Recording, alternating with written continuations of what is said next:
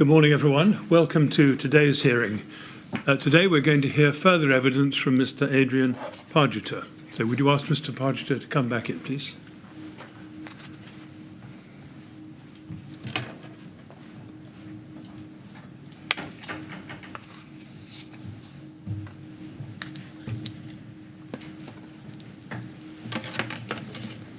Good morning, Mr. Pargeter. Good morning. Sorry we've kept you waiting a bit, but we're ready to go now. Okay.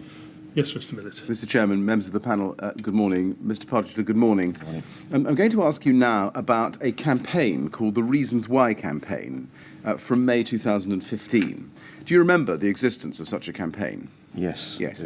Can we look at KIN 408258, please?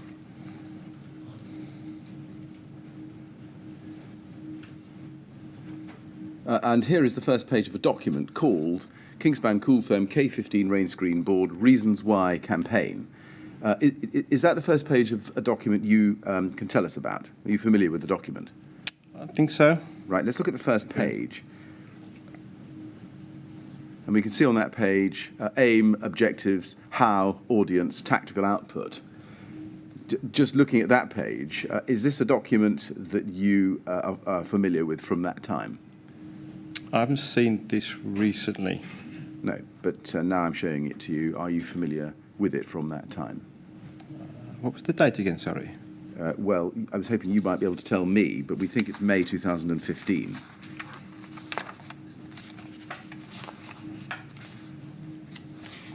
Is that right? Or is it later?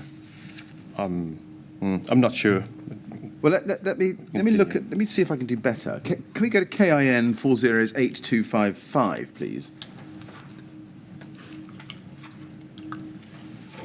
This is an email from you to Cathy Barlow.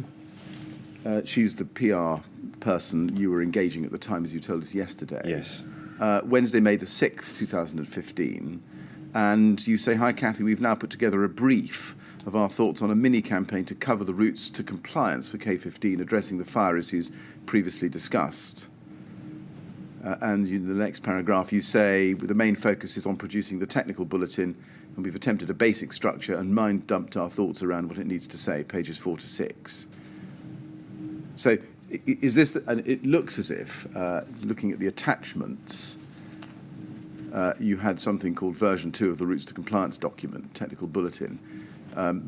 Was this a document that you attached at the time or was created by you at the time? Well, the routes to compliance is a document that I am aware of.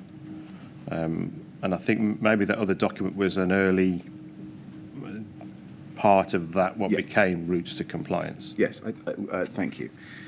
Did you commission this routes to compliance document, assuming that that's the one you sent to Cathy Barlow on the 6th of May? Yes. Right. Let's get back to the document. KIN 408258, please. And on page 2 there, at the top it says, aim, instill confidence in Kingspan Cooltherm K15 rain screen board and provide reassurance when used in buildings with a habitable story 18 metres or greater above ground level. Objectives, reduce loss of Kingspan Cooltherm K15 rain screen board specifications and ensure all specifications gained result in an installation. Stem the tide of Rockwool specifications and also Celotex and Extratherm, and then rebuff NHBC note that has allegedly made the BCB and installer nervous and provide a justifiable counter-argument. Given that K15, just pausing there, given that K15 would not be suitable for all eventual specifications, this was quite an aggressive objective, wasn't it?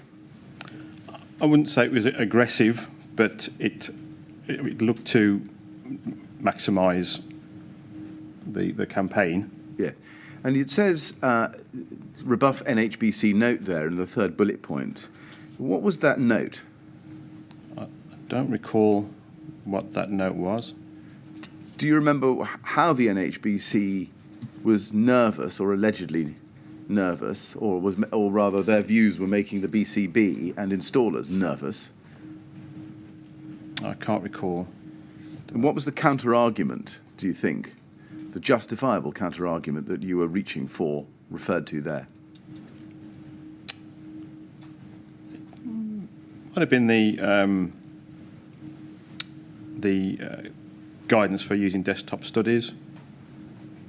That I can't recall. Right. Looking down the page a little further, we come to the how. Provide clarity on the overarching issue of insulation in rain screen applications from a fire safety and buildings perspective. Spin such that the story is not fire, fire, fire all the time, i.e. talk about thermal, speed of installation, etc. Provide a compelling case, present a compelling case for the use of Kingspan Coolcomb K15 rain screen board by giving reasons why it should be used, gathering a body of evidence to support the case, and bolstering the above by drawing on third-party research. And then educate the industry in matters of combustibility, non-limited combustible, and its insignificance in terms of individual product performance in the grand scheme of things. Promote the added value services that KIL offers. Standard back page, we will guide you through the process. Now, can you explain what you meant there by spin such that the story is not fire, fire, fire all the time? Yeah, I think fire was obviously an important element, but for our products as well, they're very high thermally performing, and because of their lightness are a lot easier to handle and install, and so it was a matter of achieving a balance between all of those factors rather than just focusing on one element. Right. So the message, is this right, was that you wanted customers for K15 not to regard fire safety as the priority? No, it was to achieve a balance of the other factors as well as fire safety. An equal balance? Oh, well, just a balance between them.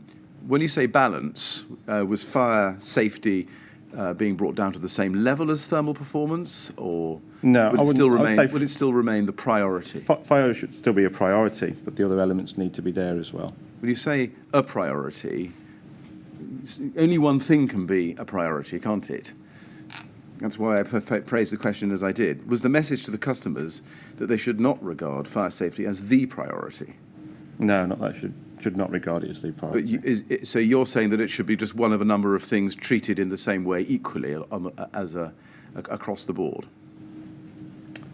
No, I think fire should be treated as the priority, but not exclusively.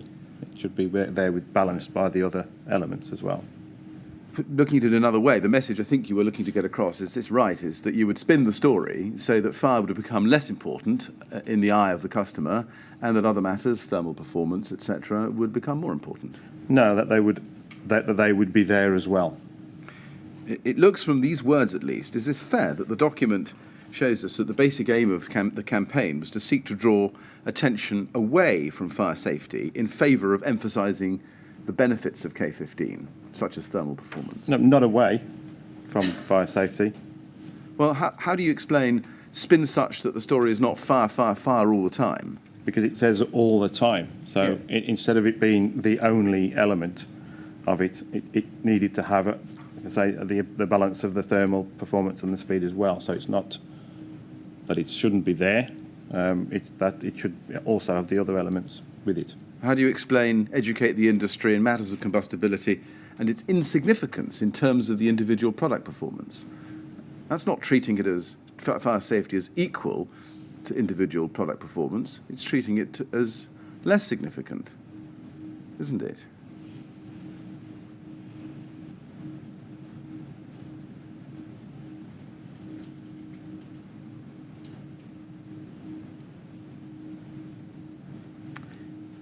Yeah, I'm not sure exactly what I was getting at there, looking at this now.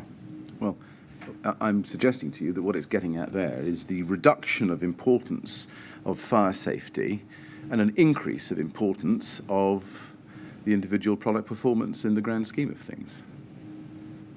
That's what I'm suggesting to you, and you are struggling with it. Yeah, that's not the intention to reduce the element of fire safety, but like I say, to make sure that it's not the only topic that we're talking about. This is a grossly irresponsible message. I have to suggest to you to send to the market that customers and indeed building control bodies should regard matters of combustibility as insignificant in the grand scheme of things? Do you accept that? I think looking at it within the system, whether the products are non-limited or combustible, if the system passes the requirement, then it's a safe system. So that's, I think, where we're trying to get to there, is that combustible materials can be used safely, and against even non-unlimited combustible products in a system. Yes. Now, you've jumped to a point I'm going to explore in some detail with you, and we'll explore what you've just said in some detail, but I just want to see if I can get an answer to my question. Do you accept that telling the industry or educating them with the message that matters of combustibility were insignificant in terms of individual product performance in the grand scheme of things was grossly irresponsible? I don't think it was grossly irresponsible, because I don't think that was the intention.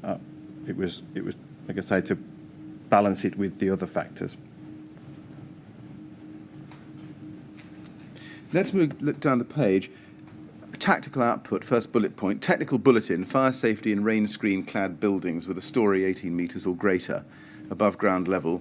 Routes to compliance using Kingspan Cool Foam K15 rain screen board. We, I think, then go to page 4 in this document.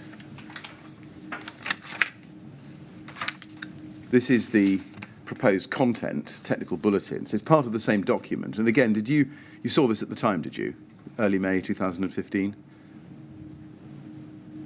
It looks like an early version of the technical bulletin that, of course, was published in August, but was attached to your email to Ms. Barlow on the 6th of May. I may have done, I mean, that previous document I don't recall at all. Right. So that may be that it was early correspondence with the marketing team, right, with Kathy. So this may be the same as well. Okay. It all looks part of the same document, which is why this is on page 4. But on page 5, we can see a heading, regulatory considerations. You see that? And it says here, requirements in Great Britain, England and Wales and Scotland, and then the last bullet point in that list, it says this: plant seed of doubt without crossing any lines, that i.e. that it is possible to specify a component that is to all intents and purposes compliant with the individual product performance requirements of ADB2 and THB2, that's Technical Handbook in Scotland, 2, but which when built into a system would fail the rigours of the large-scale tests because of the complexity of the interactions between the various components. That's, I think, the point you were making earlier, wasn't it, about systems? Yes, I think it is, yes. And when you say, or it says, plant seed of doubt without crossing any lines, what was going on there? What does that mean? I don't know. I don't recognise this. You don't recognise the document, or you don't recognise the language? Well, this document. It seems to have come from your department, though. It originated with your department. And at this time, yes. You were, or at least about to become, head of technical as well as head of marketing. Yes. So it would have, given that it was marketing, it was already within your dominion, wasn't it? Yes. So can we proceed on the basis, Mr. Pargeter, that you were responsible for it? Can you then explain, just going back to my question, what plant seed of doubt without crossing any lines was intended to mean or reflect? I can't. I don't recognise this. Right.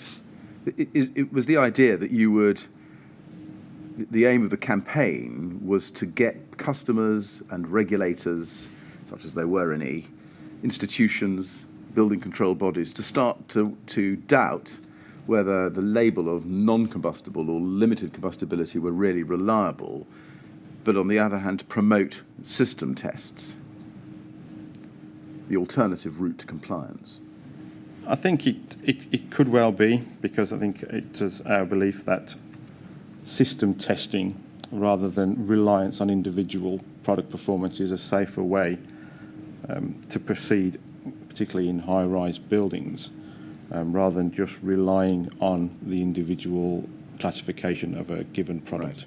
And was this targeted at Rockwool in an attempt to gain back market share taken by non-combustible competitors by creating the impression that those products are themselves unsafe or of less reliable safety? No, it's not. It wasn't aimed at any one particular company. It would have been at the limited and non-combustible products assumption that because they are labelled so, then the system that they are in is safe. Right. Changing my question very slightly and swapping the word rock wool for mineral wool, was this message aimed at shaking the foundations of trust in non-combustible and limited combustible materials such as mineral wool fibre in order to promote a greater market share for K15? No, not in shaking the trust of an individual product as labelled. It's more of the system that then created. Well, it says plant seed of doubt. Doubt what? Doubt that it's just because these products are labelled as they are when they're combined in a system. Can we go over to page 6? Result. Sorry, I'm so sorry. Sorry. I interrupted your answer. Sorry, do you want to finish your answer? I think I said and you get the same result. That's right. I finished. Can we go to page 6, please? Under the heading Routes to Compliance for Kingspan Cooltherm K15 rain screen. In the 4th bullet point there you say, or it says, introduce the fact that we support a wider range of bodies allowed to do desktop reports and not restrict to UCAS approved, which is limited to 2 to 4 bodies and slows down the whole process, leading to jobs being lost. We propose that qualified fire engineers in general should be allowed to do this report. So it looks like you were proposing that unaccredited fire engineers be permitted to do desktop studies in order to speed things up and broaden the market. Is that right? Not unaccredited. I think every fire engineer, in order to be a fire engineer, is accredited to one body or another. But the ones that were accredited to UCAS weren't that many, and it was holding up a lot of construction and desktop studies rather coming through the body. So it wasn't that they weren't accredited; it's just that they weren't accredited specifically with UCAS. I think then the fault lies in my question. But were you proposing that fire engineers who are qualified but nonetheless not accredited by UCAS be permitted to do desktops in order to speed things up and broaden the market? Yes. And is that another example of Kingspan willing to dispense with necessary safeguards and checks in order to increase the sales of K15? Not at all. So what was beneficial, or what was holding things up with having desktop reports done only by UCAS approved? Just that there wasn't enough approved via UCAS to cope with the amount of work or potential work that was coming through. Did you not see the UCAS accreditation system as adding an extra layer of safeguards? Or was it just another lot of red tape? No, it was just, I wasn't 100% sure why only the UCAS one was picked to use, but it wasn't taking away a layer of responsibility, if you like. Were you not thereby willing to do away with whatever safeguards the extra accreditation UCAS brought? No, so I wasn't aware it did bring any extra safeguards. That's why I'm asking you. So it was just another lot of red tape, was it? It was just slowing down the process. What was the purpose of the UCAS accreditation? I don't really know the details for what's the difference between the different accreditation bodies and what's the difference between a UCAS one and a non-UCAS one for a fire engineer. Did you, or anybody to your knowledge, actually think about the benefits that UCAS accreditation brought to the desktop system, which removing the UCAS restriction would lose? I can't recall we did. Right.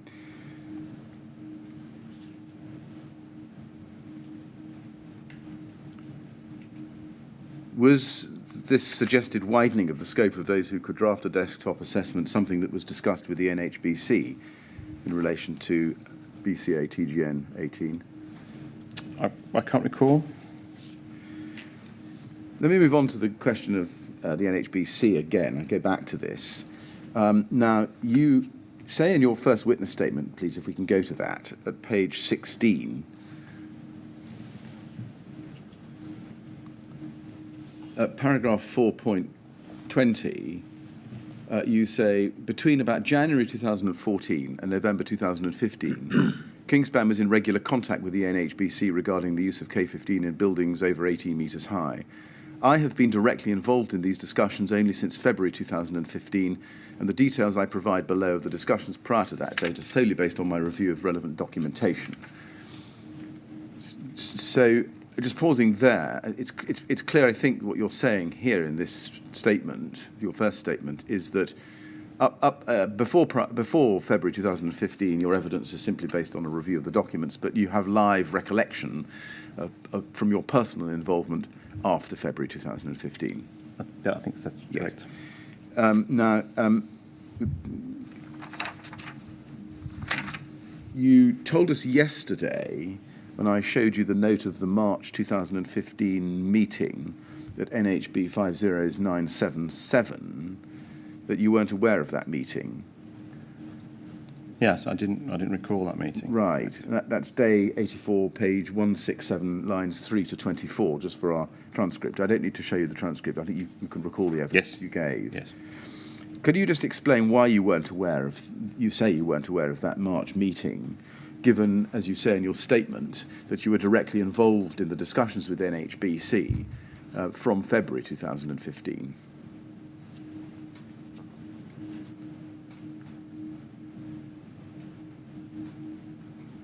I think because I didn't attend that meeting, so I wasn't directly involved in that meeting. Right. Were you indirectly involved in it in the sense of discussing preparations for it or discussing what happened at the meeting with those who did attend it? No. So when you say I've been directly involved in these discussions only since February 2015, that's not correct then, is it? That may be earlier than Right. Well, do you know... my first meeting with them. Right. When did you become directly involved in the discussions with NHBC? I think later on in the statement I'll highlight all the meetings that I've been present at. Right. But being present at the meeting is one thing, but you can also be in email contact with NHBC or talking to them on the telephone. Yes, that's true. So when was it that you first began having direct contact with the NHBC? Oh, I can't recall precisely when the first contacts were. At the time you became involved, did you detect that the relationship between Kingspan and the NHBC was to some extent strained? There were difficulties. Yes, my first involvement with it was that would be my impression. Yeah. And were you aware, when you did become involved, that the NHBC had been seeking fire test data to approve the use of K15 over 18 metres since 2013, some 2 years or so before? Yes, I believe so. Yeah. And do you remember that NHBC had said that they would stop approving the use of K15, and in response, Kingspan had threatened an injunction through their solicitors? Do you remember that? Yes.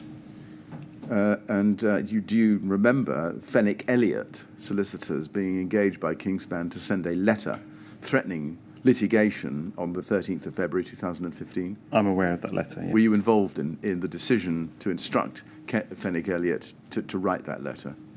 I was involved in discussions internally for, I think, 2 meetings, or calls I was involved in at the time, but most of the decisions and discussions were there taken by others. There were other meetings.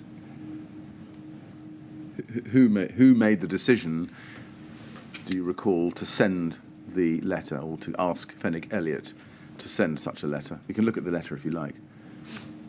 I think Tony Millichap engaged Fenwick Elliott initially. And then there was a team of people involved in the calls regarding the progression to that letter, is how I would describe it. And when Tony Millichap engaged Fenwick Elliott, did he do so under your instruction? or did he do it of his own volition and then tell you about it? It wasn't on my instruction, Tony. Right. Who did make the ultimate decision to threaten an injunction? Can you tell us? No, I don't know who exactly. Can I go to your second statement, please, page 65? And I want to look at paragraph 6.43c on that page. And you say there, in 2015, Kingspan worked with the NHBC to agree the terms of the NHBC note, published in or about March 2015 in support of BCATGN 18, and which, as explained in paragraph 476 above, endorses the BCA guidance setting out acceptable methods for demonstrating compliance with the building regulations as required by the NHBC standards. Does that tell us that Kingspan's work with the NHBC in March 2015 was against the background of Kingspan's solicitors, Fenwick Elliott, threatening the NHBC with an injunction if they told the market that K15 was unsuitable for use above 18 metres? It's certainly in around the same time. So NHBC's discussions, is this right, with Kingspan in March took place with the threat of legal action hanging over them? I can't recall exactly when that letter was dated, the legal injunction. 13th of February 2015. Yeah, And for our transcript reference, it's NHB 50941. And we can look at it if you like. But no, if that's the date, that's the date. Then the answer is yes. Yes, so I think the answer is yes. To your knowledge, was the NHBC told that the K15 being sold at that time, the first quarter of 2015, was not in fact the K15 as tested in 2005? No, I don't believe so.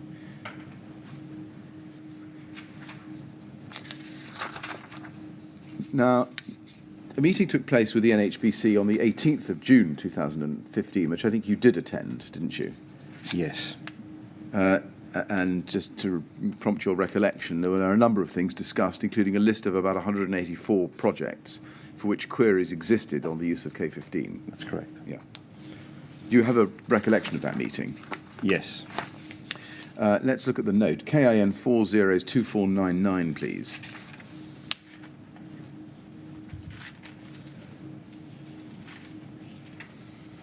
It says, I'm afraid it says July at the top, but we all, I think that's erroneous. And I think Ivor Meredith confirmed that was wrong and it should be June. The first action there, well, you can see who was there. You were there, as was Richard Burnley and Ivor Meredith, and 5 individuals from NHBC, including Steve Evans, Graham Perrier, and Dave White. And the first action in box 1 under action is details of all tests carried out to date, as well as forward testing programme, wall typologies, timescales, duration, and sequencing to be provided to NHBC. And you can see on the right-hand side who, Kingspan, APIM, that's you and Mr. Meredith, isn't it? Yes. And by 19th of June, which was actually the next day. So it was urgent, wasn't it? Yes. Do you know whether that was done? Whether the action point was carried out? I think it was. I think Ivor sent the list that they were requesting. Well, I ask you that because do you remember there was a meeting later in the year, on the 12th of October 2015, that you attended with Adam Brazier? Adrian Pargeter. Adrian Brazier. Yes. Yes. Let's go to that. NHB 401199, please.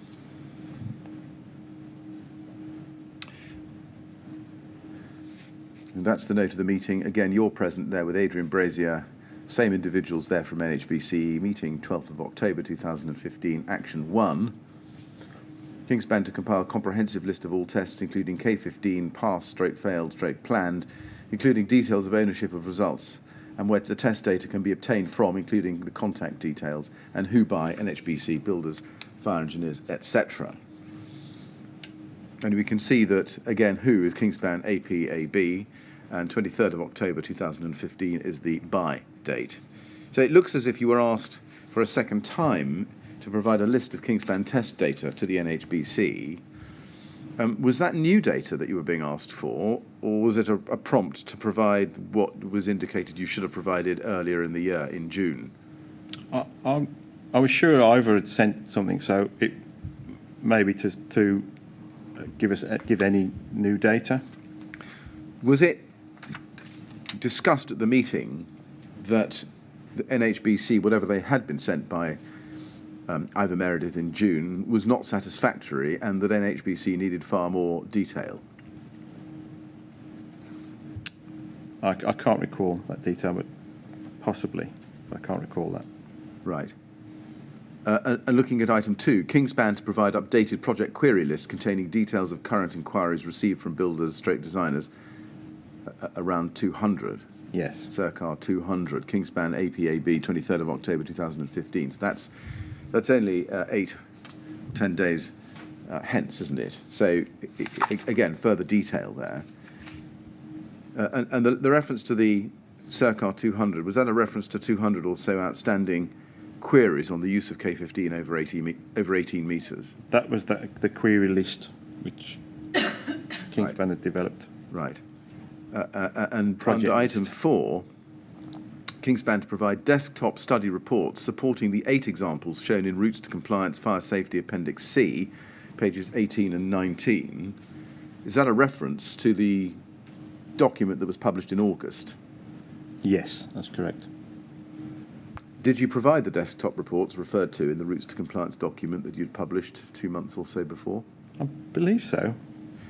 Were they subsequently approved by the NHBC? Do you remember? I don't recall. Don't recall. No.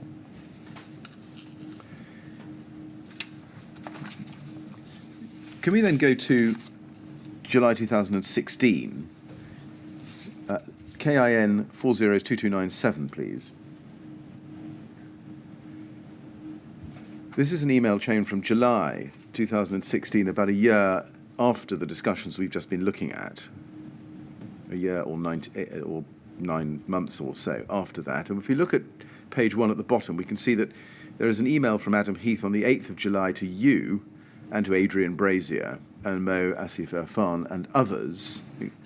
And if you go to the top of page 2, Adam Heath says, yesterday at the NHBC Facades Conference, at which NHBC, DCLG, BRE and Exova presented, NHBC unveiled a new technical note, which will be expanded in the future as more test evidence becomes available.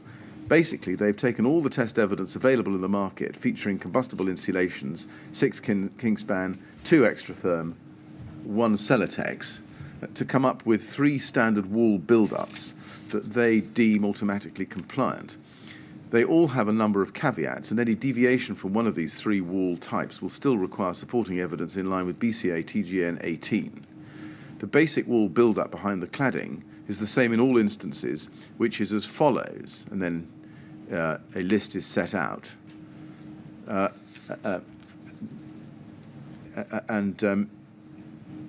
You could see that there. Now, that news is then sent on. If you look back up to the email chain, please, to page 1, by you to Gwyn Davis, Roy Veghorst, and John Garbett the same day, a few hours later. And you say, gents, interesting development from NHBC. They've effectively eased the passage of compliance for a selection of combustible insulation brands, K15 included, in 3 select build-ups in high-rise rain screen applications. Overall, I feel this is good news, as it shows a shift in thinking and an acceptance of combustible insulation, and I'm sure is a direct result of our testing and campaigning on this issue. However, the bad and annoying news is that it also allows Celotex and Extratherm, after relatively little effort, to ride in on our shirt tails and will put significant pressure on us in these select applications.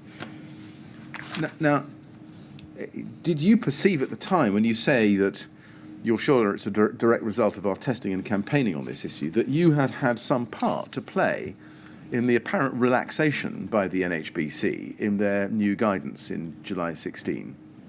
Yeah, I thought that the evidence that we'd provided them had helped with their thinking, but also, with other work they were doing. But we were sure we were involved. Yes. What testing are you referring to there? That would have been our large-scale testing at the time. Right. Would that have included your July 2014 test? It would, yes.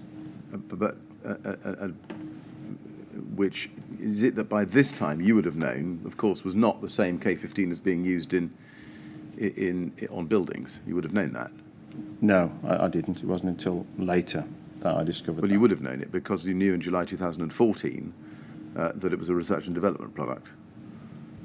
I knew that test, Yeah. but at this time I hadn't put that together, that was the same test as we were using. No, we're at cross purposes. You would have known at this time that, well, let me ask you this way. Was one of the tests that you're referring to that was sent to the NHBC the July 2014 test? It was. It was. And therefore you would have known that the NHBC had relied upon that test, which was not on K15 as standard, but on a development product, to relax the the approach that they displayed in their July 16 document. No, because I didn't become aware that was that test that was there. If you see what I mean, I explained earlier. When you say you weren't aware that test was there, you mean you that weren't test aware... was there, but I hadn't made the connection that it was the development test until later on. I thought you realised it was a development test from 2014 at the time because you were involved in it. That's what you told us earlier. Yes, what I said was that I was aware of a development test, but then when that test started to be used, I didn't make the connection that it was the same test. I thought it was possibly a standard product test. Oh, I see. This is the same This is back to the same non-connection point Exactly. we discussed yesterday. Yes. So this is another occasion on which you failed, a seventh, I think, occasion on which you failed to make the connection between use of standard K15 in the market and the fact that the July 2014 test had been on a development product. Yes. I see. And campaigning, I'm so sorry. Let me just ask you this about testing. Is it right that you've done no tests with ACM panels by July 16? That's correct. Yeah. So when it says, as it does in the email, that one of the wall build-ups was ACM, that wasn't presumably a reference to a Kingspan test. No, Did you know, or do you know even today, what test that was? I don't. Do you know, or did you know at the time, what the Celotex desktop was? No. Celotex desktop. All the test evidence which was submitted by Celotex? No, I think we were aware that Celotex had a test, Right. so we assumed it would be that test. Right. You can't help me. You can't help me further with that. No. Campaigning, you refer to testing and campaigning on this issue. What campaigning? Was that the campaign? Route to compliance. Right. So you saw at least some kind of link, testing, campaigning, between Kingspan's testing and campaigning in 2015 and the NHBC technical note which emerged in July 2016. Yes, I saw a link. Did you have any direct communications with the NHBC about the production of that July 2016 guidance?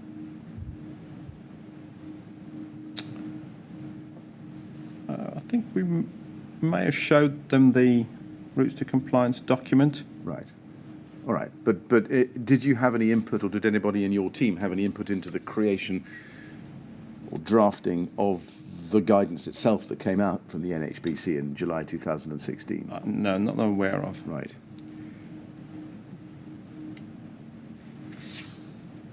Do you know what had happened between the period October 2015 and the meeting, the minute of which we saw a moment ago, and July 2016, which impelled NHBC suddenly to approve combustible insulation above 18 metres in those three designated wall build-ups?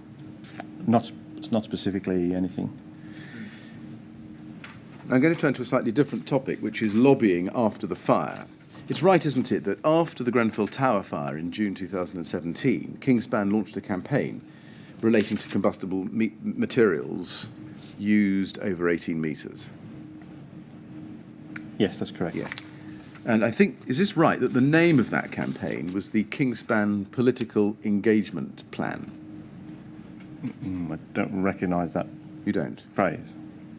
Let's look at a document, KIN 408120.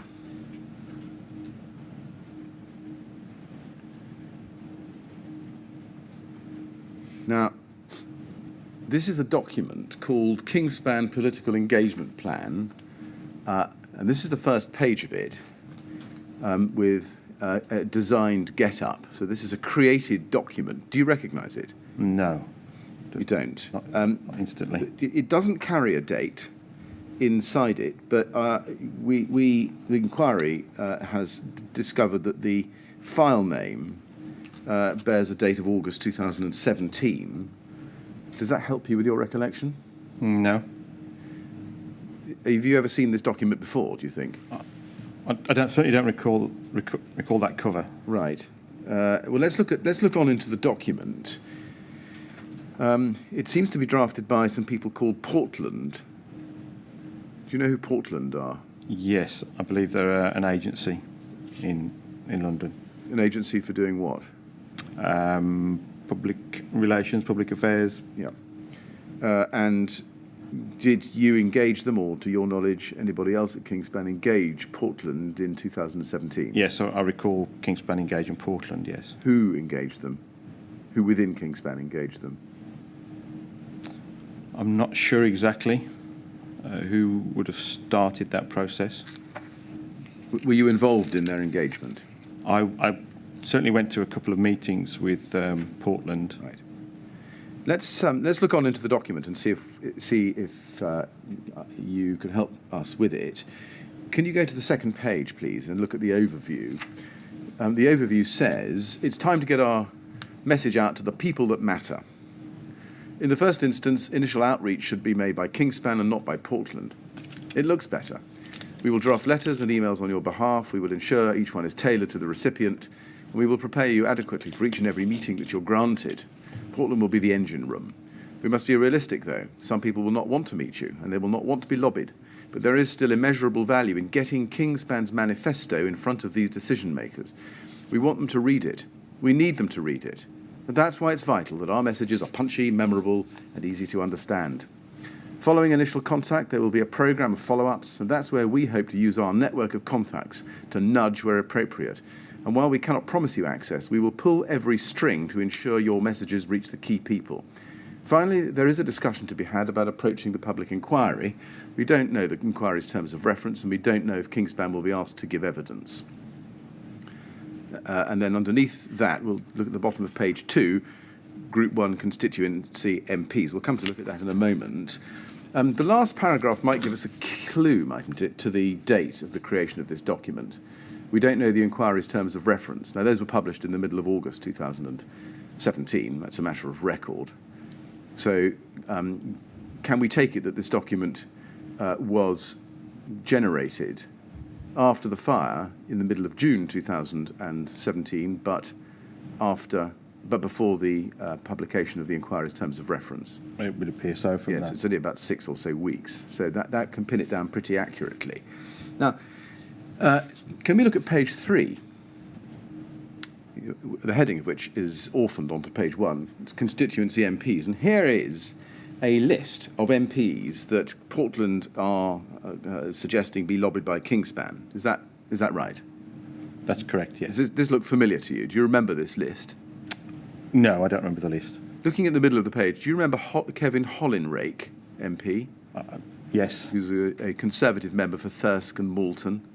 Yes. Yes, and he's got 2 stars next to his name because he's a member of the DCLG Select Committee, isn't he?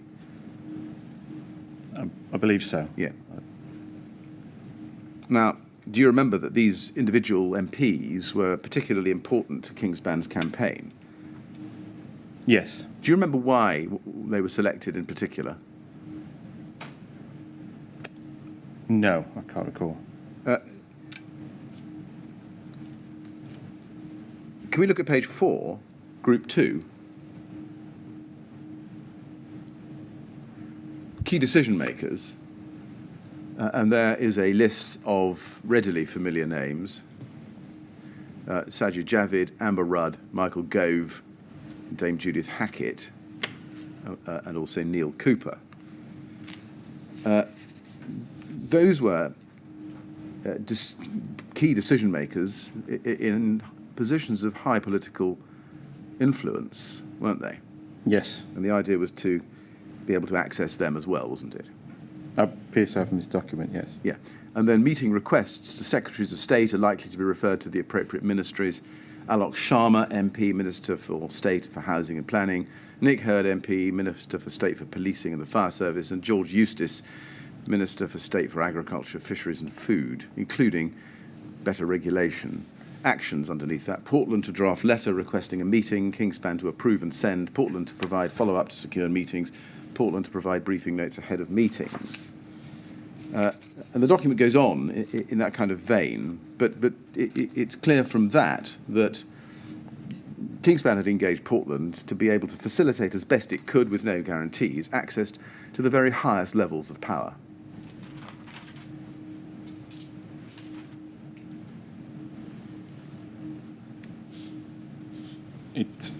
Yes, it doesn't. I can't see that. Very highest levels of power. And then group 3, bottom of page 4, top of page 5, group chairs and MPs with a key interest. There we go. Over to page 5, please. Yes. And here are some particular MPs with key interests. Do you know how that group was selected? Other than perhaps by reference to their positions? No, just from what Portland's view was, I think. Right. And we have a number of obvious names here, don't we? We've got Clive Betts. He was the chair of the DCLG Select Committee, wasn't he? Yes. Yes. And others such as Helen Hayes, who was a member of that committee, and Mark Prisk, who was a member of the Select Committee on Housing and Planning and the APPG. Can we then go to KIN 408117, please?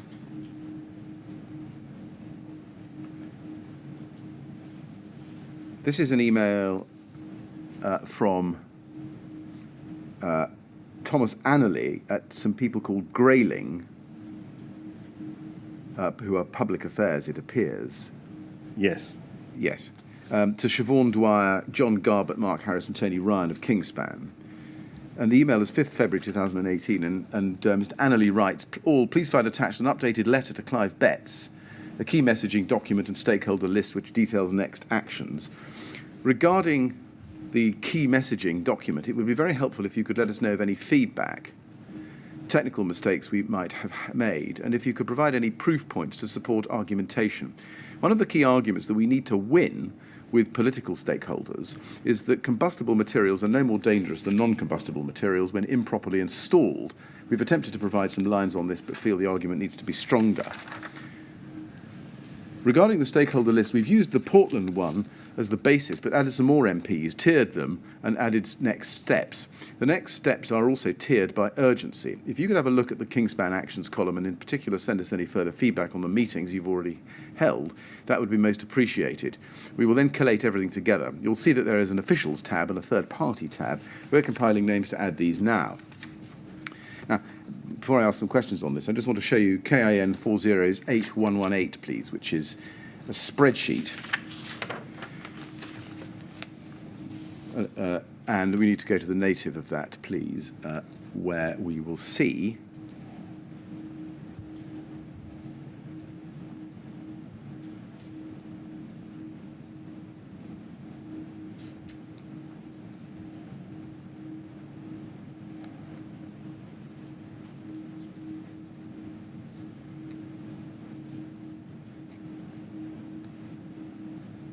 sorry about the pause, Mr. Pargeter. Yeah, there it is. A spreadsheet, and the first entry on the spreadsheet, right at the very top, is Clive Betts, Labour Party, position, Chair, Department for Communities and Local Government. And you can see what the spreadsheet does. It identifies the MP, the party, the position, Kingspan site, emails, follow-up 1, 2, 3, and 4, Grayling action, Kingspan action, priority notes. It goes on. Do you recognise that spreadsheet? I don't. You don't. Have you ever seen it before? I don't recall it in that fashion, right. But I know there was information around that. Who, I mean, of course, you at the time, this is early 2018 now, so after the fire and after the Portland Communications document we've seen, who within your department was responsible for this exercise? From the business, so the political engagement was mainly driven through John Garbett and Siobhan O'Dwyer. Right. And what was your role? You were, after all, head of technical and... I was there supporting them, yes. Right. You were there supporting them. Did you not see this document at the time? I can't recall it. Right. And we can see from this document the efforts that have been made to contact MPs and stakeholders by telephone, email, letter, and then follow-ups to get meetings. The impression one gets from this document is that this was a pretty carefully orchestrated campaign. Yes. Across a wide front with a number of extremely powerful and important stakeholders. Yes. Now, can we then go to your second witness statement? I want to come back to the precise arguments that you're actually putting forward, which I think we saw from the Grayling email. The key argument, which is that combustible materials are no more dangerous than non-combustible materials when improperly installed. That's what's said. I just want to ask you about that. If you go to your second statement, please, and go to page 113, I'd like to look at paragraph 12.3e at the foot of the page there. And you are explaining, perhaps I should just show you the start of this paragraph. If you go back a page, please, 112. You explain in paragraph 12.2, just because it's fair to be fair to you to give you the full context. You say this: experience and reflection has led us to the view that the most effective way of achieving the goal of improving the safety of building occupants in the event of a fire would be to ensure that all cladding systems are tested as complete systems in their intended configuration to BS 8414 standards so as to meet the requirements set out in BR 135. Experience suggests that this delivers better safety outcomes and, in our view, is the best practice rather than simply banning of classes of certain materials. The rationale behind this view is as follows, and then you set it out. Just pausing there, this is your second witness statement. So it was done in October 2019, wasn't it? So some 2 and a bit years after the fire. Yes. And you're not giving evidence as to what happened in the past. You're explaining Kingspan's current position. Why was that? Why did you feel it necessary to set out what Kingspan's view was as at the date you wrote this statement? I think it was just to show that, you know, we believe that testing, large-scale testing, is important on all systems rather than just on certain classifications. Was the idea to promote this message through the inquiry? I think it was just to provide my view on it. Right. And the relevance of your view in the context of a witness statement in the inquiry was what? Just to inform. When inform, I would suggest it goes a bit further than that. It was to promote or push the Kingspan line through the inquiry. I think it was to show what my thinking was at that time. So right, okay, let's look and see what you say then where I wanted to go. Next page, please, 12.3e. You say, it's not correct to assume that any combination of non-combustible systems are safe, irrespective of how they are assembled in a holistic system. Permitted product combinations can yield unsafe systems comprising so-called non-combustible and limited combustibility, both in quotes, insulation and or cladding system have failed to meet BR 135 criteria, such as, and then you set out under subparagraph 1, failed in big bold, italics, capital letters. Test 1, 27th of October 2016, and you set out the identity there. And over the top of the next page, you can show that the insulation material was rockwool, Fujairah rockwool foil-faced mineral fibre stone wool insulation, rated as A1. And then failed test 2, Australia, 6th March 2018, with an A2 panel with rockwool mineral fibre stone wool. And then failed test 3. This test was commissioned by Kingspan and carried out at Exova in Dubai on the 2nd of July 2018. The system comprised rockwool duo slab, which is rated A1, and Vitricore G2, which was understood at the time by Kingspan to be rated A2. The construction of the test rig was a replica of the Ministry of Housing, Communities and Local Government tests conducted immediately after the tragedy at Grenfell Tower.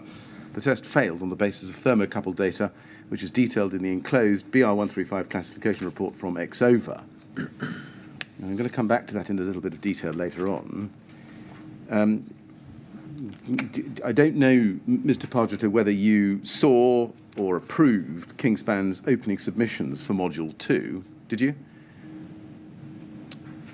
I think I saw them. Right. You would have seen, therefore, that Kingspan in its opening submissions made specific reference to these 3 failed tests. Yes. Yes. And indeed another one, Little Venice Towers. Now, I want to come back to the Dubai tests shortly, but I want to look at some email chains relating to Kingspan's testing in 2018 first. And first is Ulster, March 2018. Can we go to KIN 404637, please?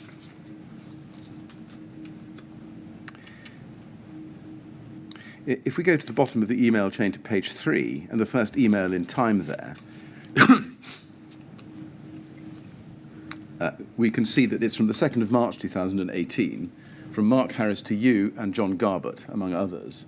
And you can see that Tony Ryan is a recipient and Siobhan O'Dwyer is copied, as is Gilbert McCarthy. Just tell me, Gilbert McCarthy, what was his role at the time?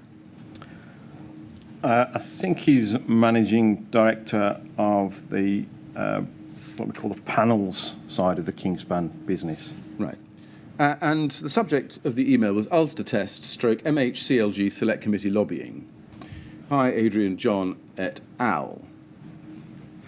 It's clear that Kevin Hollinrake, he's an MP, as we've seen in your list, is still pretty lukewarm about our draft letter stroke arguments to address MHCLG Select Committee and MP concerns. The major evidence gap, in quotations, is his concern about fire spread with, quotes, combustibles, unquote, in relation to poor installation. He seems to believe that poor installation is a major problem with combustible systems, but not with non-combustible. In other words, he and members of the Select Committee need to see evidence to persuade them that poor installation is an issue with both systems.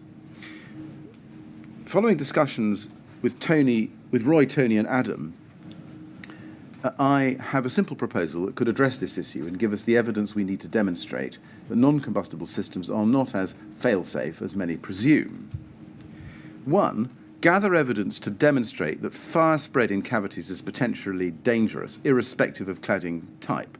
A good example is the statement in BR135, and there's a quotation from BR135, 3rd edition, 2013.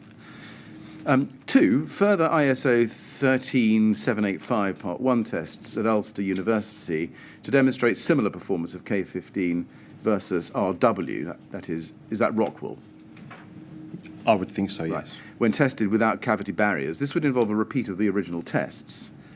100 millimetres K15 with A2 ACM without cavity barriers and flashing at top of rig, and duo rock with A2 ACM as above.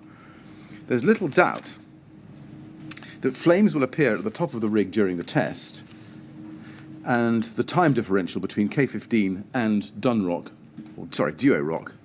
duo rock may not be significant. I think this evidence will be critically important in persuading Kevin Hollinrake to become an advocate of our view, and very useful in lobbying activities elsewhere to demonstrate that so-called deemed to satisfy systems can have rapid fire spread if cavities are not protected, for example as a result of poor installation. Fire spread in cavities is similar with MMMF and K15, And MMF is mineral fibre, isn't it? Yes. Yeah. And K15, i.e. lack of cavity barriers and high-performance rigid insulation systems that pass BR135 requirements is not an enhanced risk against non-combustible. The critical issue is the correct design and installation of all systems. Now, you've explained RW is rock wool, or could be rock wool. Yes. ISO 13785 Part 1 test is similar, isn't it, to a BS 8414 test, but using a gas fire and on a smaller scale? Yes, it's more of a medium scale Yes. than a large scale. Yes.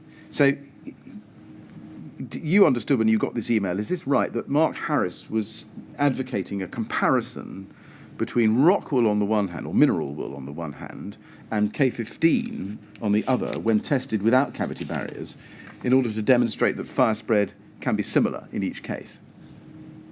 Yes, I would have understood that.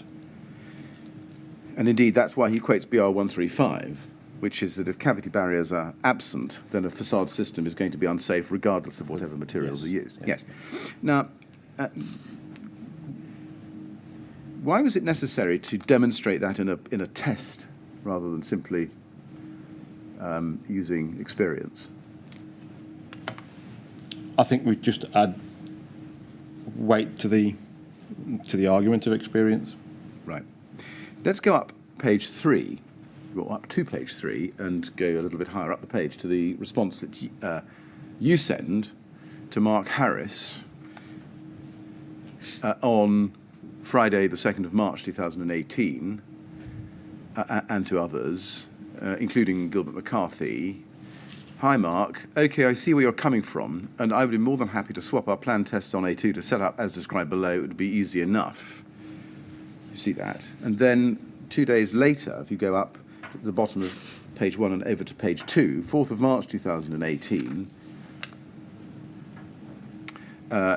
John Garbett responds to you and the same recipients on the email chain, it appears. Looking at the videos, he says, looking at the videos of the original test, the flames only got as high as the cavity barrier in the A2 PF tests. So I think you're going to need to create some draw to get the flames to get above the barrier or rig. So we will get a greater draw with narrower gaps or wider... Sorry, I'll read that again. So will we get a greater draw with narrower gaps or wider gaps between panels? Clearly the flashing will have to be absent. Would we be better using FR or A2 for this test, Roy? Which would give most fuel to get the flames up there? Now, first of all, what videos is he referring to? Do you know? I don't know. No. Well, you received this email. Did you ask him so that you could understand it? No, I don't think I did. Why is that?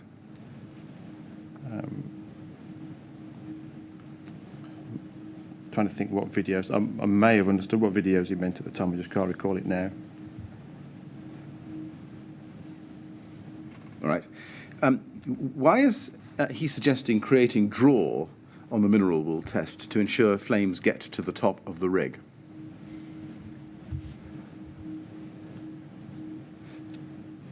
I think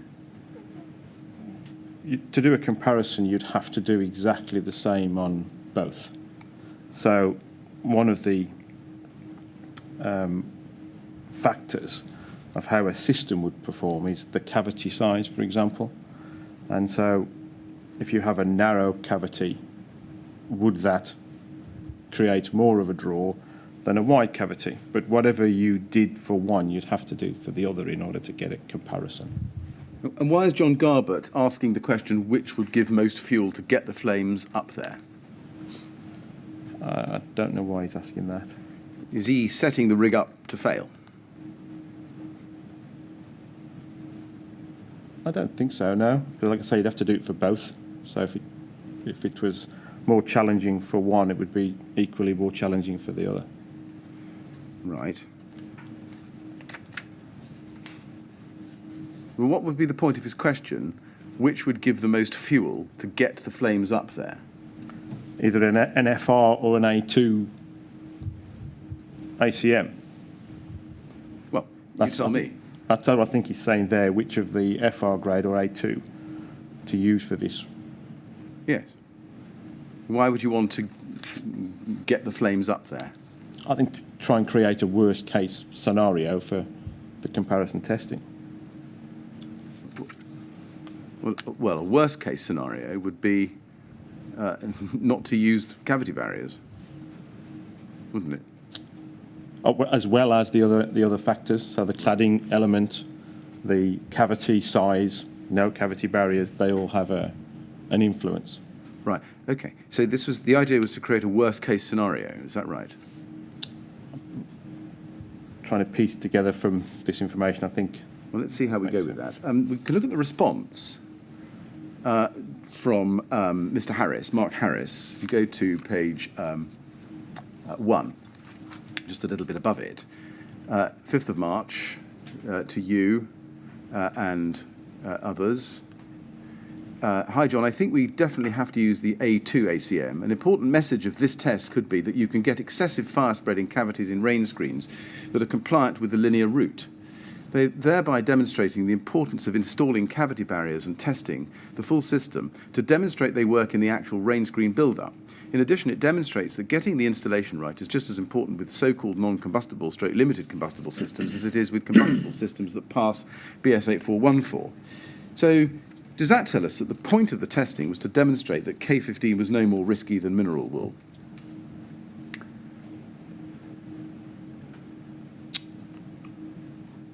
I think to compare them in the same system to show how they perform, and if they perform the same way, then it could be assessed as at the same risk, if you like, same performance. Yes, my question is, was the purpose of that to demonstrate that K15 was no more fire risky, than mineral wool? Yeah, I think it's to show a similar performance, yes, in a system, that is.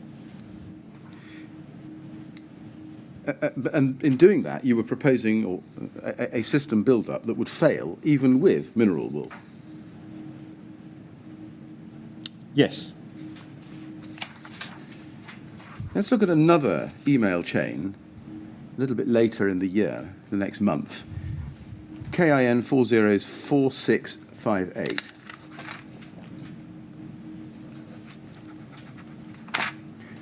This is a chain which is entitled Linear Route Action Plan. It's a long email chain, and it runs from pages 1 to page 6. Pages 1 to 6. And the first email in the chain starts on page 4 and runs through to page 6. So can we go to page 4? It's at the bottom of page 4. Mark Harris, 9th of April 2018. And it's sent to John Garbett, you, and others, including Nick Jenkins and Tony Ryan. And it's copied to Jean Murter and Gilbert McCarthy. See that? Yes. And a lot of it's in red. And it starts, the objective of the discussion was to look closely at potential issues related to the use of linear route compliance. In other words, provide evidence to demonstrate that the linear route approach has weaknesses and full-scale testing is essential for all systems.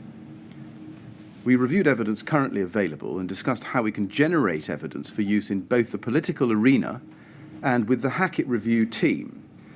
You see that? Yes. Now, the objective of the discussion, what discussion was that? It was clearly a discussion which had preceded this email. What was that? Do you know? Not specifically what that might have been Right. at that time. Why did you need evidence for use in the political arena and with the Hackett Review team?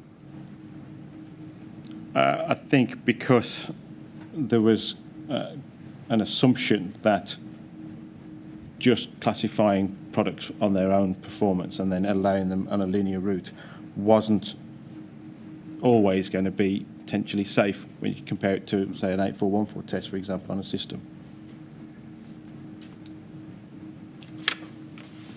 Right. Did you realise by this point, this is April 18, that the insulation used at Grenfell Tower was RS 5000?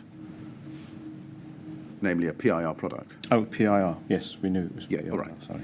And that therefore wasn't a product of limited combustibility or a non-combustible product, was it? That's correct. So materials of limited combustibility or non-combustible materials hadn't actually caused any problem at Grenfell Tower.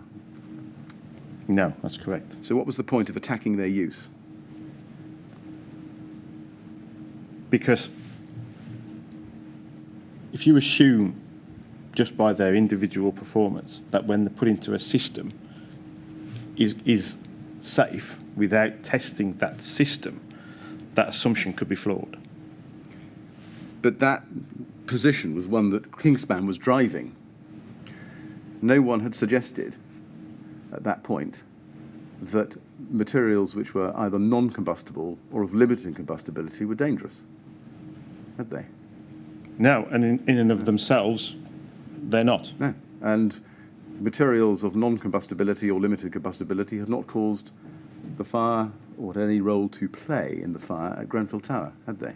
No, that's correct. So what was the point of mounting a campaign to attack the use of non-combustible materials or materials of limited combustibility? It's not to attack the use of them. It's to question the logic around only using them based on their individual performances rather than how they perform in a system. That question was one that originated with Kingspan, wasn't it? That question about how they perform in a system. Yes. Or what I've just Yes. Yes, it wasn't a problem in the market or the industry.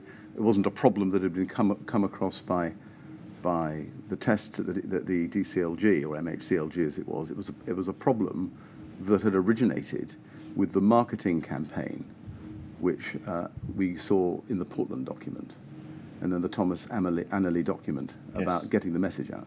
Correct. Yeah. Now let's go on with the email. Point 1 over the page, please. Data from failed BS8414 tests.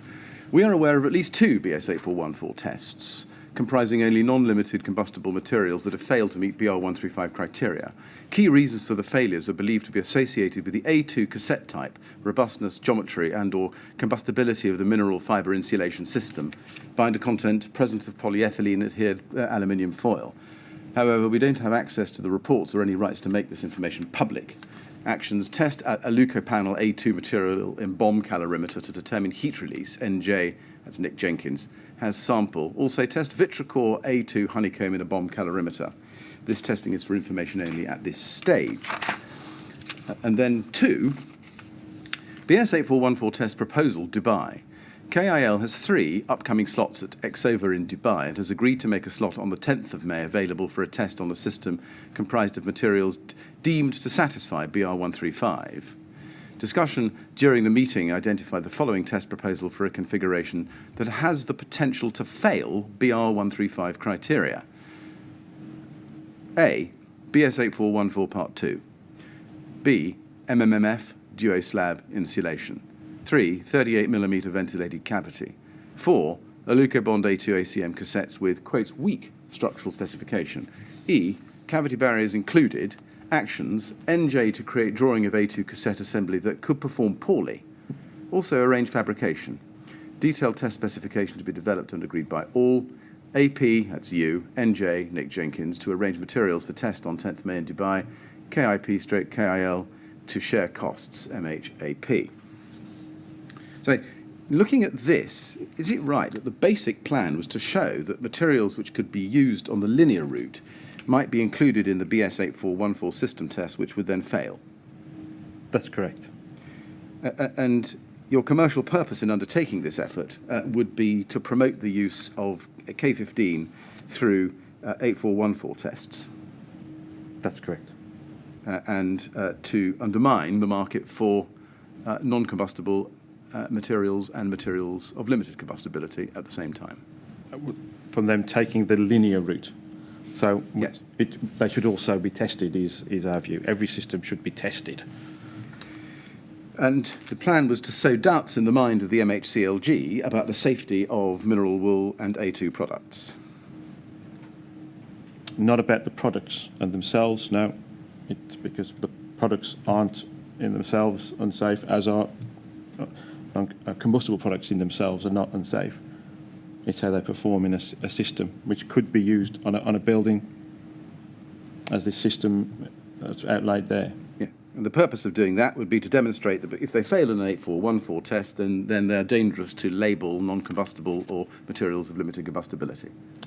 no, not dangerous to label them that, but just it would be wrong to assume that. It depends what's your bar for safety. So what we're saying is our bar for safety is a BS 8414 test. It's the most rigorous test in the UK and possibly arguably in the large scale across the world. And so we feel that that is a potential level of safety to achieve.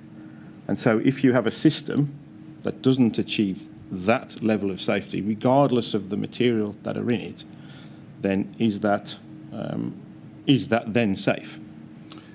Did you not, if that was the plan, detect a degree of irony in the approach, given that for more than a decade, as you well knew by this point, Kingspan K15 had actually been sold without an applicable 8414 test?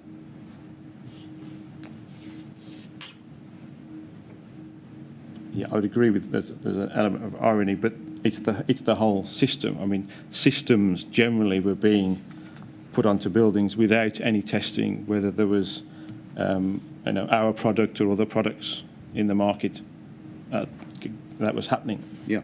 So, to stop that happening and to stop issues that, like we saw on Grenfell, is if you had an 8414 test for that system, regardless of the materials that comprised it, and it passed, you'd have a measure of safety built in. Yes. Looking at the last paragraph of this email on page 5,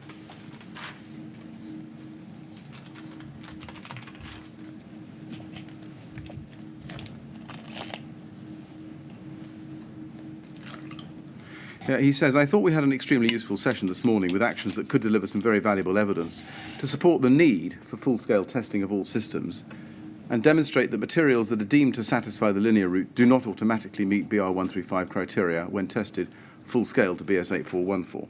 That was the purpose, wasn't it? He's captured it in a nutshell there. Yes, I've just explained. And the commercial purpose for Kingspan would be to remove, wouldn't it, a major source of competition in the above 18-metre market, because you would require people like Rockwool to submit their mineral wool not only to a 47611 test for non-combustibility or limited combustibility, but also an 8414 test. Well, it wouldn't fall on Rockwool to provide a BS 8414 test. That isn't correct. Rockwool, as Kingspan Insulation, don't manufacture systems. They just manufacture components that go in those systems. So it would have required whoever is responsible for the design or installation of a given system to have it tested with the products they'd like to use.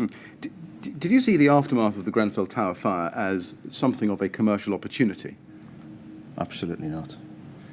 And you were going to exploit the commercial opportunity by sowing doubt, planting the seed of doubt about, as we've seen, the use of non-combustible and limited combustible materials by directing attention to 8414 and how those materials, even if they are non-combustible, can perform badly in a full system test. Now, what we know is, as the government testing proved, that had that system been subjected to an 8414 test under the criteria of 135, it wouldn't have passed. Going back to the middle of page 5 in this email, if we can, I read this to you, and I'm going to ask you about it in a little bit more detail. You can see that the Dubai proposal, under part 2 of this email, says under letter D that it would be designed or configured with the potential to fail the criteria. D, Alucobond A2 ACM cassettes with weak structural specification. You see that? Yes. And then under the letter E, NJ to create drawing of A2 cassette assembly that could perform poorly. Why was Mark Harris designing a test with weak structural specifications and an A2 cassette assembly that could perform poorly? I would say there's different methods of manufacturing cassettes, and I would have guessed from that you've got a range which some may perform better than others structurally, and so it's possible that that construction or a weaker structural product would be used within a project. So if you make it to that, then you're creating that sort of worst case scenario. Well, you say you're setting up a worst case scenario. It looks as if Kingspan was planning to set a mineral wool test up to fail. No, it was to set it up to a potential scenario that could be realistically built on a building.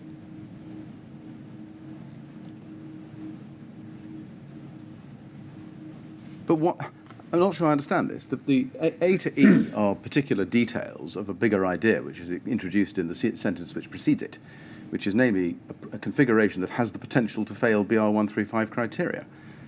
Why design a test that has the potential to fail? Because that could be a system that could get through the linear route onto a building. But the idea surely would be to do the best you could to show the most robust system, and then compare the two. Compare K15 and mineral wool, not the worst. Well, no, a most robust system, you would assume, or the most robust you could build it, you would assume would pass a BR135. If the idea was to set up a test which would demonstrate that mineral wool was not reliably non-combustible, and that label shouldn't be used anymore, why not set up a test that illustrated the similarities rather than reduced everything down to the lowest level, the worst case scenario? I'm not sure what you mean by it shouldn't carry a label of limited. I don't think we ever challenged that scenario about what Rockwool described their products or whoever else described their products. But what we're trying to do here is demonstrate that this is a potential, it's a standard manufacturing process, it's a potential to have a building designed and installed along these lines, which ordinarily would not get any challenge on its overall performance. The plan was to use a test which has the potential to fail, wasn't it, as a so-called piece of empirical evidence with which to lobby the MHCLG in order to either to remove or dilute the linear route. It was to have an alternative to the linear route, and that is to have a tested system. And we can see from the email run that Jean Murter and Gilbert McCarthy, members of Kingspan's top management, were in on this, weren't they? They were aware, yes. Mr. Chairman, I'm partway through this email, but I'm not going to finish it before a natural break. Right. So should we stop at that point? That's probably sensible. Right. Thank you. Just give me a moment, please.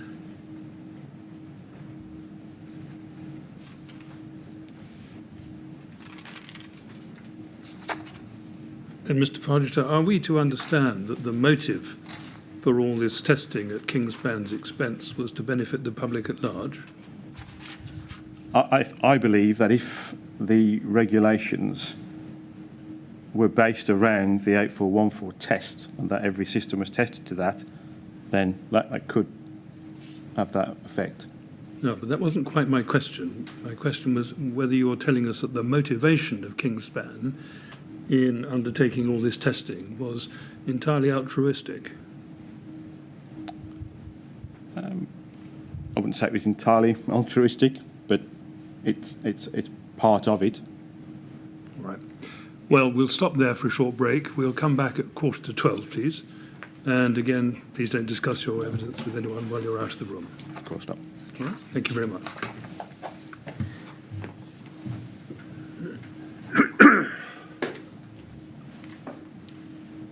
Quarter to 12, then, please. Thank you.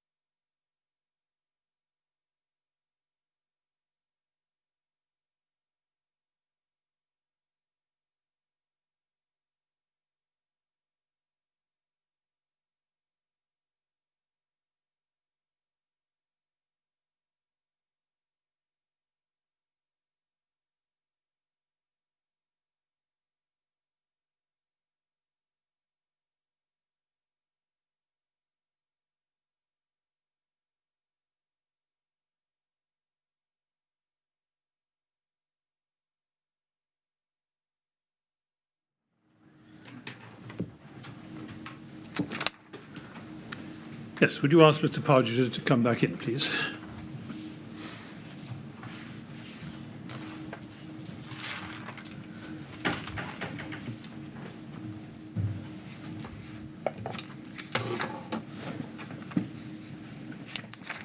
Right, Mr. Pargeter?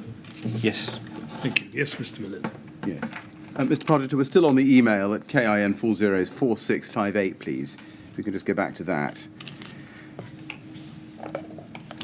And I've shown you the middle of that page already, the test programme at Ulster University. And it's right, isn't it, that in that one as well, the cassette drawings, if you look in the indented part, NJ to prepare cassette drawings, standard and weak variants. You see that? Yes. Just looking at these two, I have to suggest to you that Kingspan was searching for the worst-case scenario in regards to ACM cassette geometry to test in their linear route BS8414 test, both in Dubai and in Ulster.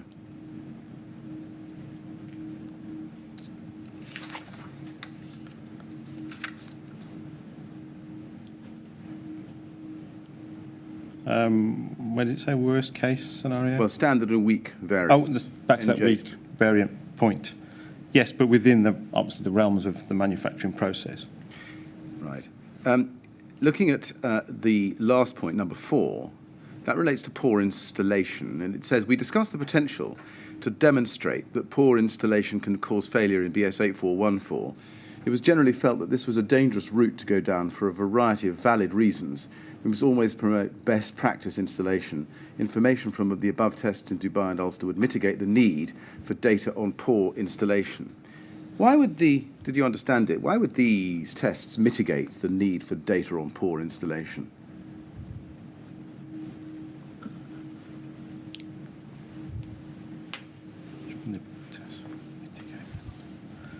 I think what he's saying there is if it's designed and installed correctly, then you don't need to discuss poor. It's not relevant then on poor installation. So it's very difficult to design a system around a potential poor installation scenario. So it's best stick to best practice. Right. So it mitigates any need for collecting data on a poor installation because Right. you haven't built a poor installation. So you could eliminate poor installation as one of the variables. Yes.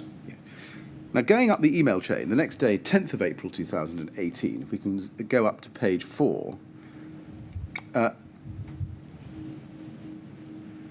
in fact, I think I want the bottom of page 3, I'm so sorry, which is where the email starts. Nick Jenkins sends an email to Mark Harris, John Garbutt, you, Phil Cook, and others, including Jean Murtagh and Gilbert McCarthy, you see, Yes. And he says, OK, this represents a real challenge. However, we've made some good progress today.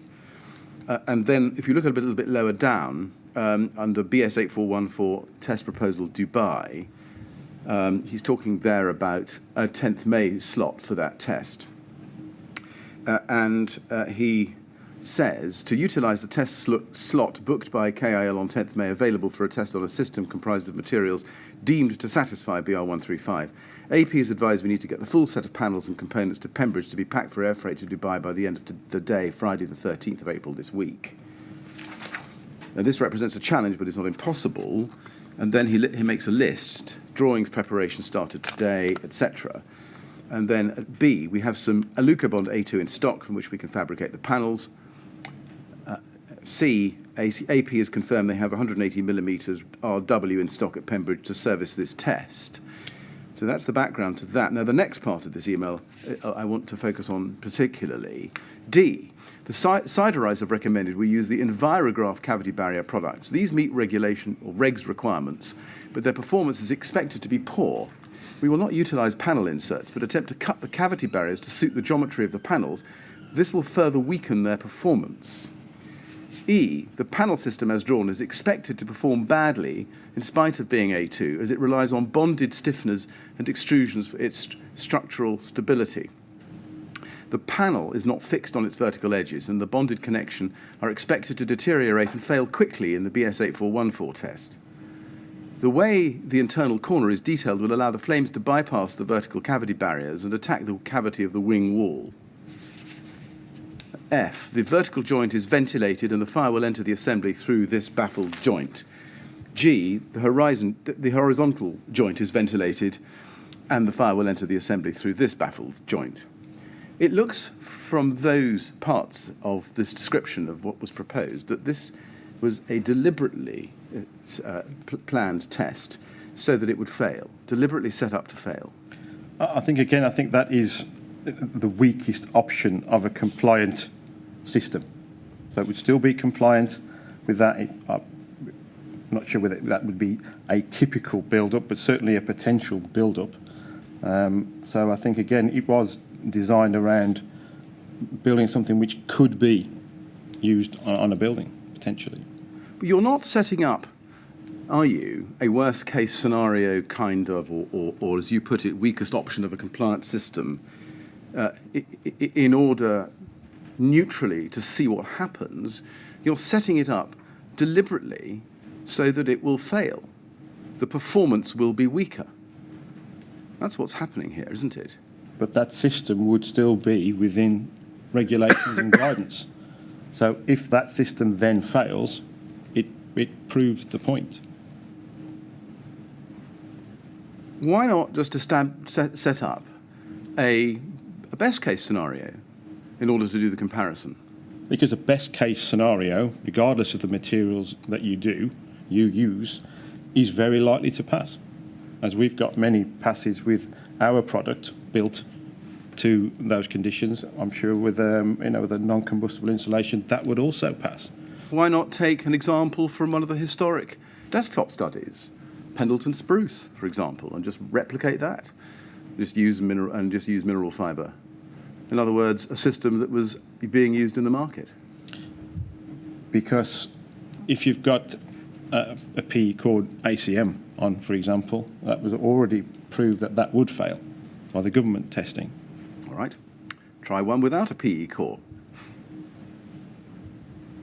Well, but then a PE core, not a PE core, is not of limited combustibility unless you're then talking about the A2 product.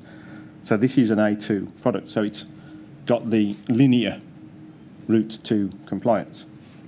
So this system is a linear route to compliance system.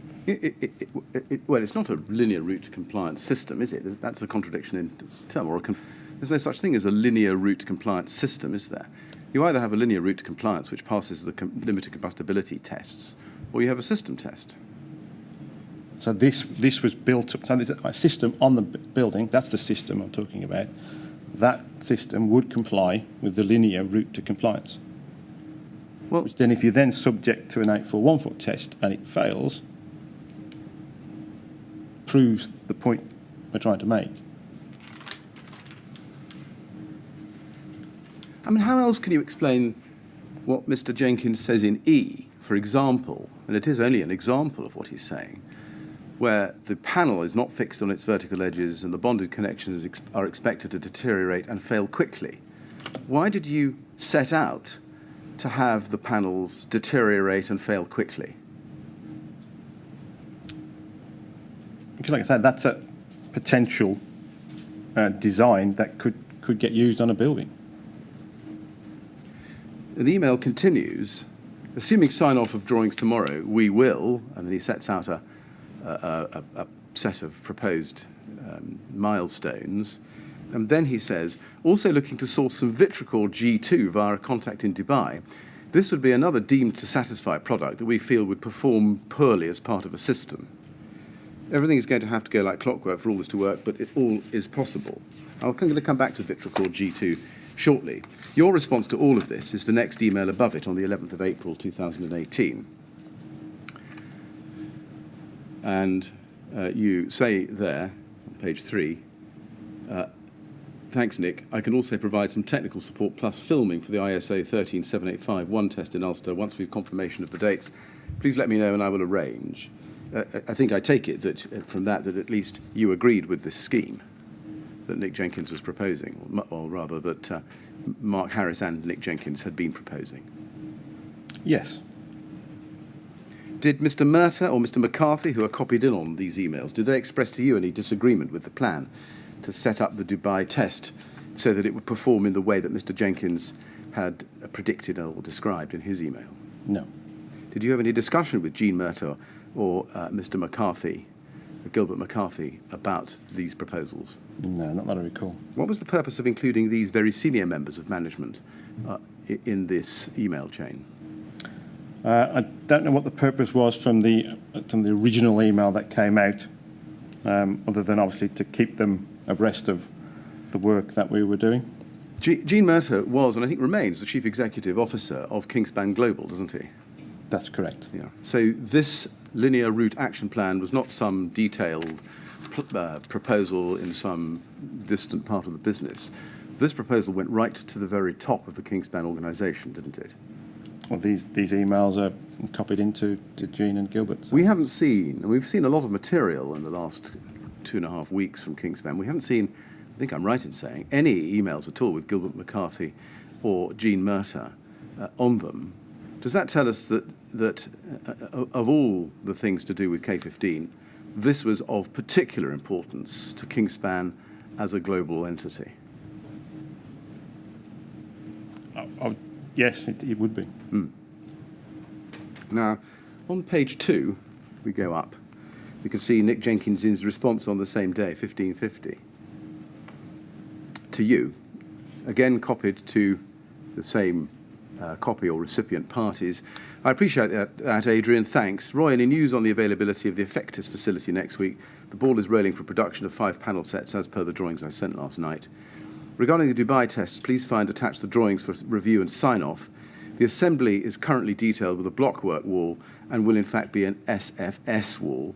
I've introduced as many weak features, stroke details as possible to ensure that it has the best chance of performing poorly, whilst at the same time retaining the panel modules and cavity barrier arrangement associated with all tests to date. If you have any comments, these will be needed by return, as material will be CNC cut and fabricated into panels tomorrow. Now, Mr. Pargeter, that, I have to suggest to you, speaks entirely for itself, doesn't it?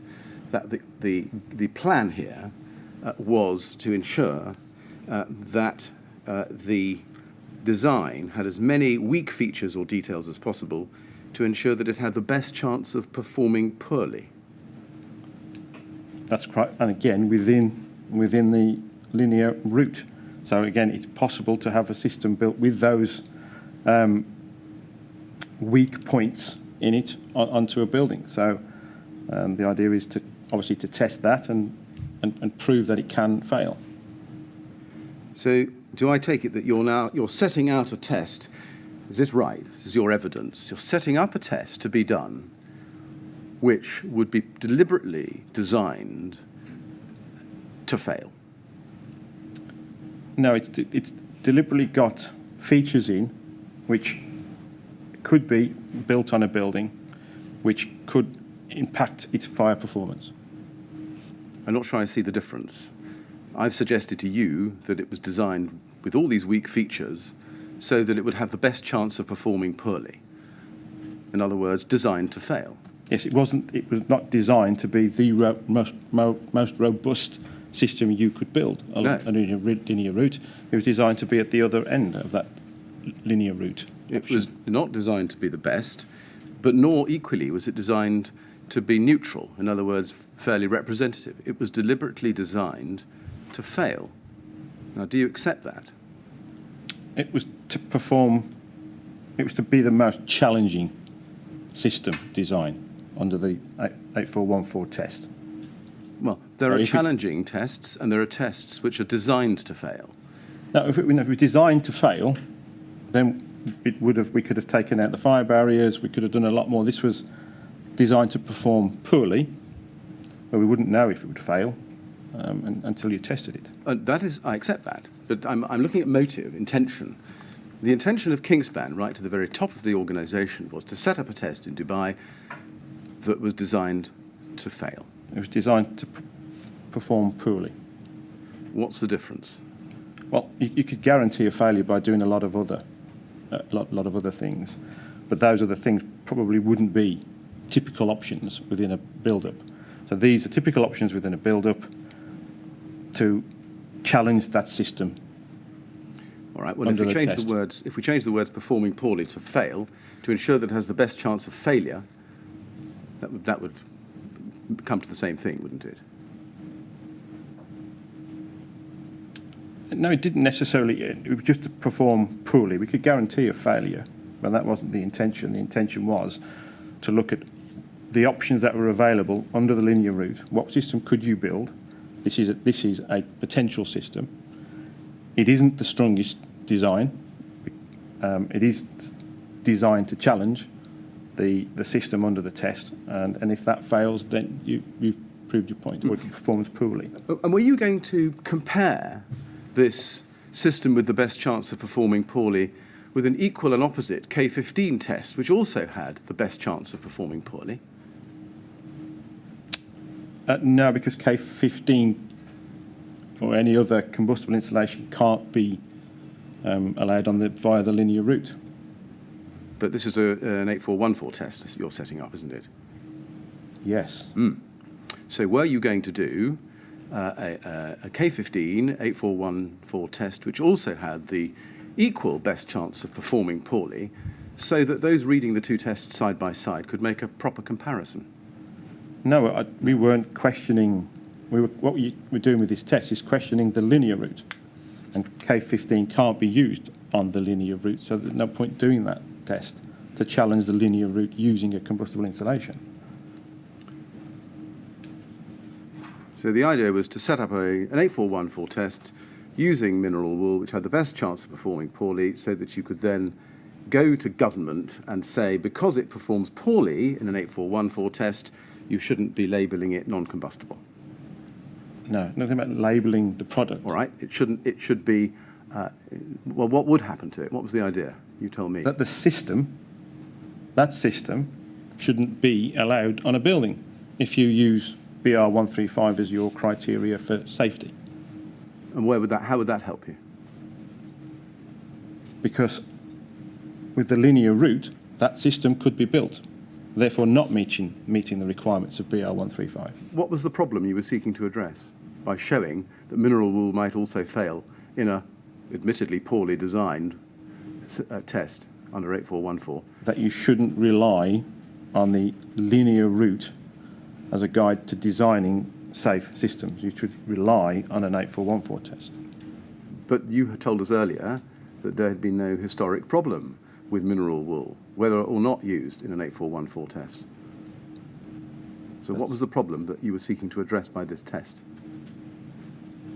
To challenge the assumption that because the products individually achieve a certain classification, that together they necessarily produce a system which could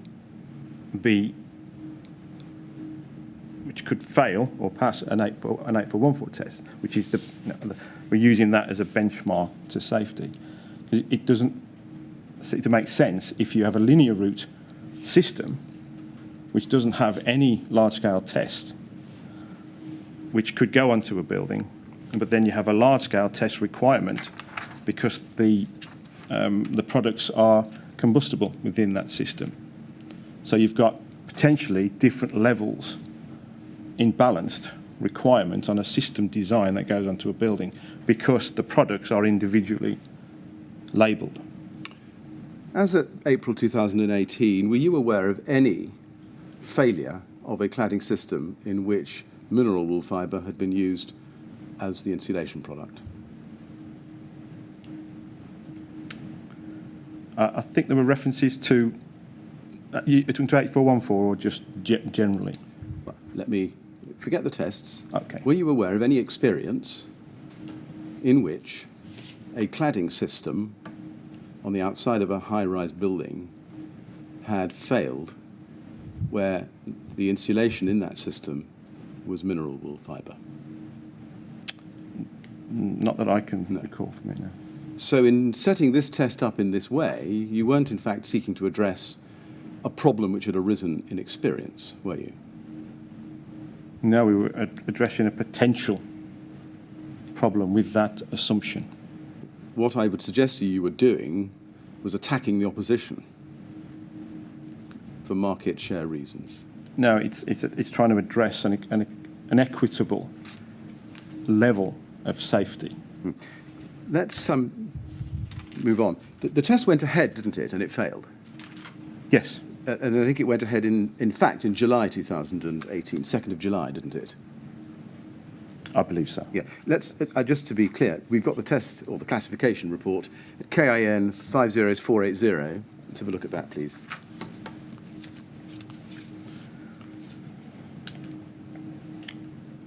Just to put it up on the screen. Here it is, and it's report number SR0894, Vitricord G2 composite panel with 180mm rock wool duo slab insulation. And if we look down to the next page, we can see, just working through it, and this is an X-over test. You can see the test sample description with siderized cavity barriers there, and then over the next page, the insulation, 180mm of rock wool, railing, and the cladding panel there, Vitricord G2, and more details on the right-hand side. And if you go to the next page, you can see the drawings, the build-up. Do you have any reason to think that what was tested as per this classification report was different from what was discussed in the April emails we've been looking at? No, I don't think so. No. Let's go to INQ 30014076, please.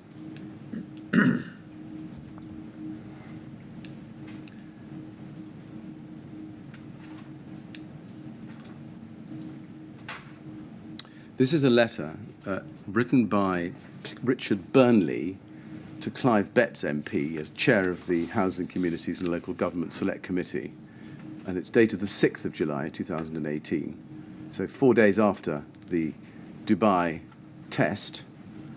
And I just want to show you one or two paragraphs in it. First of all, I should ask you, have you seen this letter before?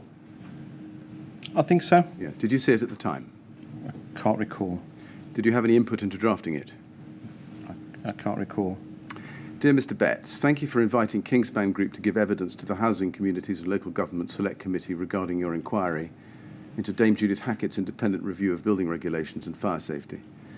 First, I wanted to take this opportunity to reiterate that as the world's leading manufacturer of insulated construction products containing both combustible and non-combustible insulation, our first priority is safety. We are deeply saddened by the terrible tragedy of Grenfell and take our responsibilities as a manufacturer very seriously. We believe that Kingspan has carried out more product and full system fire safety tests than any other construction material company, and are committed to doing whatever is necessary to address the issues of transparency, labelling, traceability and technical installation support identified by Dame Judith Hackett. I also wanted to repeat that the applications and products caught by a ban on combustible materials, as proposed by the government's consultation on banning the use of combustible materials in external walls of high-rise residential buildings, would represent significantly less than 1% of Kingspan's group turnover. Our position is not about commercial benefit, but about ensuring that building regulations are always rooted in science and engineering.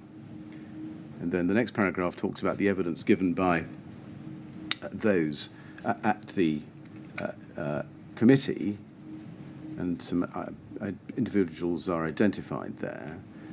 And then it says this: regarding BS 8414, we would also like to take this opportunity to agree with the comments of Sir Ken Knight and Mark Hardingham, notably that the test is set at a very high bar, that its credibility is not as doubtful as some have suggested, and that of the 300 buildings that have the wrong cladding, none have undertaken or passed the test.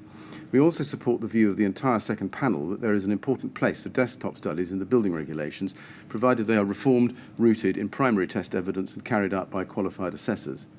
I've set out Kingspan's position in more detail below, and enclose copies of Tenos International Fire Engineering Consultants BS 8414 review and details of the failed A1, A2 tests which I referred to in my evidence. I hope this information proves useful to the committee, and if you have any further questions, then please do not hesitate to contact me. Now, if we go to page 4 of this document, we can see that This is part of what is in fact a 94-page submission, isn't it, to the department, or to Clive Betts, Yes. as chair of the Select Committee. And then halfway down the page, he identifies failed A1/A2 large-scale fire tests. Now, just in general, and I've dived rather into the middle of this, were you involved in drafting this 94-page submission? I don't recall, possibly. Who else or who would have been? I think Richard Burnley, obviously, and the team at Kingspan, so that would be John Garbett. Right. You were head of technical Yes, and marketing. I think I was involved. You were involved, Yes. Yeah. Kingspan has evidence of 3 failed large-scale fire tests where the cladding system was made up of A1 and A2 products. The tests are detailed below and supporting documentation is enclosed. Do you see that? Yes. Now, let's go to page 5, please, at the bottom, where Kingspan has set out test 3. This is a test which was carried out at Exova in Dubai on July 2nd, 2018. The test was commissioned by Kingspan. The system was comprised of rock wool duo slab, which is rated A1, and Vitricord G2, which is rated A2. The construction of the test rig was a replica of the Ministry of Housing, Communities and Local Government tests conducted immediately after the tragedy at Grenfell Tower.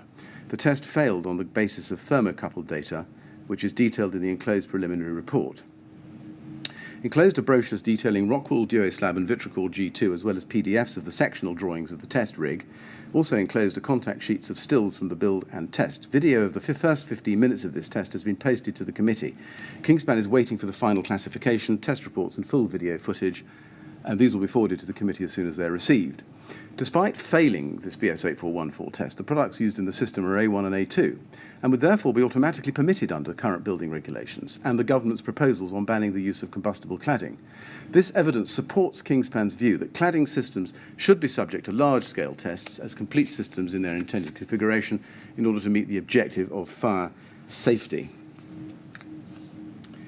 We don't see anywhere in this letter, or indeed in any of the underlying material, where Mr. Burnley or anybody else at Kingspan tells the Select Committee that the test was designed to perform poorly, do we? No. We don't see anywhere where they are told that it was set up to fail or a worst-case scenario, do we? No. Now, Mr. Burnley was one of those senior individuals at Kingspan who was not on the email string from April. Did he know that the test was designed to perform poorly when he wrote this letter, to the best of your knowledge? I don't know, to the best of my knowledge, whether he knew that. Did you not have a discussion with Mr. Burnley about this test before he wrote this letter? I can't recall. It's unlikely, and I'm not asking you to speculate, but just to accept what is common sense, that you as head of technical and marketing and engaged in the campaign, as we have seen for some months, would have been bound to have had a discussion of some kind with him about these failed tests. No? Well, we would have done, yes. It's important, you see, because I don't want to ask Mr. Burnley something which is unfair. Did Mr. Burnley, to the best of your knowledge, know that the July test was designed to perform poorly? I couldn't confirm whether he did or not. Right. Was there a plan to keep Mr. Burnley in the dark about the test being designed to perform poorly, so that he would write this letter in all innocence? No, I don't think there was a plan to keep him in the dark. Why did you not, or did Kingspan not tell Clive Betts, chair of the Select Committee, that the test done in Dubai was deliberately designed to perform poorly? Because it was designed as a potential system on a building. How would Mr. Betts know that from this letter? Well, he wouldn't, but it was built along the linear route, so that was the objective. all the weaknesses that were introduced into the system that we saw in the April email run, which were designed to make the system perform poorly, were not clearly identified as such in this document, were they? No. And therefore anybody reading it would think that the system was designed not as a worst case scenario or as designed to perform poorly, but just as a system. Correct, as a system. And therefore anybody reading this letter would be misled, wouldn't they, into thinking that the test had not been set up to fail, but was a fairly representative test. No, they wouldn't have been misled. It was a system designed which would comply with the linear route. So that's not misleading anybody, that's what it was. But if I may say so, the key point that Council's inviting you to consider is whether the system that was actually tested was designed so as to be fairly representative of what one might expect to be built. Is that your point, Mr. Millett? Yes, Mr. Chairman. Then it was designed to be the most challenging for that test. So I think it follows that it was not intended to be fairly representative of what one might expect to see built. I think I would agree with that, yes. And therefore anybody reading this letter would be misled by the results of that test into thinking that tests involving mineral fibre were just as likely to fail as tests involving Kingspan K15. Well, when that was not true and known by Kingspan not to be true.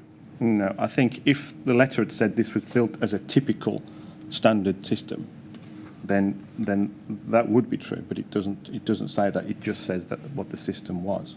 Do you accept this much, that Kingspan deliberately concealed from the Select Committee the fact that this test was deliberately designed to perform poorly? No.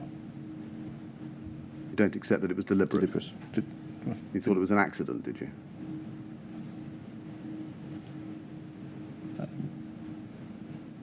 No, I don't think it was an accident. There was no deliberate attempt to mislead. It just was a system which complied with the linear route. Why not tell Mr. Betts, as part of your response to the Hackett consultation, that the Dubai test was deliberately constructed with weaknesses in it in order to enhance its chance of performing poorly? Why not say that? Well, we could have done, but we didn't. Come on, Mr. Pargeter. This was a deliberate attempt to deceive Mr. Betts and the Select Committee, wasn't it? No, it wasn't a deliberate attempt at all. There's no other way of explaining it, is there? It was a system designed potentially along the linear route. That's all it was. And anybody reading this letter would have been misled deliberately by Kingspan into thinking that this test was a fairly representative test and that Mineral will have just as high a chance of failure as Kingspan in an 8414 test, and that was the purpose of it, wasn't it? No, I disagree. There you are, in mid-2018, in the aftermath of the Grenfell Tower fire, presenting evidence to the Select Committee, which was gamed. That's not correct. Now, there's a response to this letter. KIN 402540. It's a letter which comes at the end of the month, July 2018, from Rachel McLean, who's the Director General at the MHCLG. There it is on the screen. Now, it goes to Jean Mercer, your CEO at the time and still. Can you explain why Ms. McLean chose to write to Mr. Mercer as opposed to Mr. Burnley? No. Do you know whether there was any communication between Kingspan and the Ministry of Housing, Communities and Local Government between the 6th of July and the 31st of July when this letter was written? Can't recall specifically between those dates. All right. Let's look at the letter. Dear Sir, in your letter of the 6th of July to the Chair of the Housing, Communities and Local Government Select Committee, excuse me, you refer to evidence of cladding systems constructed from products rated A1 and A2 failing to achieve the standards required by the British standard BS 8414 large-scale system test. In your evidence to the committee, you refer specifically to a BS 8414 test commissioned by yourselves on Vitrichor G2 cladding and rock wool duo slab carried out at Exover Warrington Fires Dubai Testing House. on 2nd July 2018, and you commit to sharing the full results of the test with the committee as soon as you receive them. The Ministry of Housing, Communities and Local Government is taking forward work as quickly as possible to establish whether there is a public safety risk in relation to this cladding and to determine any action that should be taken to ensure public safety. It is of the highest priority for ministers that we establish whether there is a risk to public safety. Based on your colleagues' contact with the department to date, I know that you are committed to ensuring maximum public safety and to assisting us with our investigation. I understand that Exova Warrington Fire have now provided you with a full report for the Dubai test, and I'm writing to ask for a copy to be sent to us by return, along with your agreement for the department to enter into direct communication with Exova Warrington Fire regarding the test. This information will help us to advance our investigation, which is critical to providing assurance to the public on the safety of their homes. I know that you appreciate the urgency of our request, etc. I don't think I need the paragraph on the next page. Perhaps we should just flash it up so that you've got the whole one. You've also agreed to provide us with the remaining samples of the vitricore cladding currently in Dubai so that we can carry out further tests, and I ask that you ensure that this request is expedited. Now, I've read the whole thing to you. Now, did Mr. Murtagh respond, do you know? I don't know. I can't You don't recall. know. Now, we've seen Mr. Murtagh was on the April emails about setting the test up to fail or setting it up to perform poorly. To your knowledge, did Mr. Murtagh or anybody else ever write back to the department or to Clive Betts asking them to ignore the 2nd of July 2018 Dubai test? Not to my knowledge. I'm going to suggest to you that on what we've looked at, Kingspan was engaged in a wholesale attempt to mislead Clive Betts and the Select Committee into having doubts about the linear route to compliance because of the threat of the ban on combustibles based on a deliberately manipulated test. That I must be disagree. right, wasn't it? No, it's not. It's to challenge that level of safety, and the level of safety for us should be the BR135 BS8414 test rather than the linear route. And Jean Murtagh, the CEO, who was in on the April emails, now receives this letter. And although I entirely take your point that you don't know anything about that, can you tell us whether Jean Murtagh ever spoke to you or anybody else, to your knowledge, about how to present or what to do about the 2nd of July Dubai test in the light of the government's increased and very focused interest in it? Not to me. And the reality, Mr. Pargeter, is that Kingspan's position, even in 2018, in the face of a government investigation into fire safety after Grenfell, was doing its best to ensure that the science was secretly perverted for financial gain. That is the position, isn't it? That's not the position at all, no. And that had been your own approach and Kingspan's general approach for years.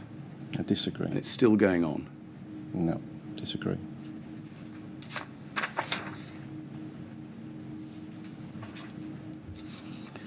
I just want to ask you a little bit more about this test and G2, as we've seen that was one of the ingredients. Can we go back to April 2018 and KIN 404658, please?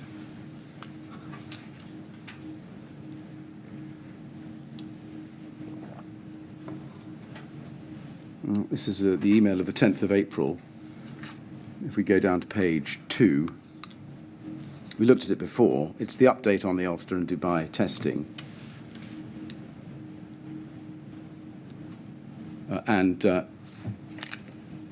He refers, in fact, I'm so sorry, it's page 3 I think we need on that. Page 3. He refers at the bottom of page 3 to the test programme at Ulster University, and then the Dubai test again at the bottom of page 3 there, and the panels. And if we go to page 4, we can see that he says at the bottom of the email in the middle of the page, also looking to source some Vitricore G2 via a contact in Dubai. This would be another deemed to satisfy product that we feel would perform poorly as part of a system. Is this the Vitricore G2 that was subsequently sourced for the test that took place on the 2nd of July? I believe so. And did Kingspan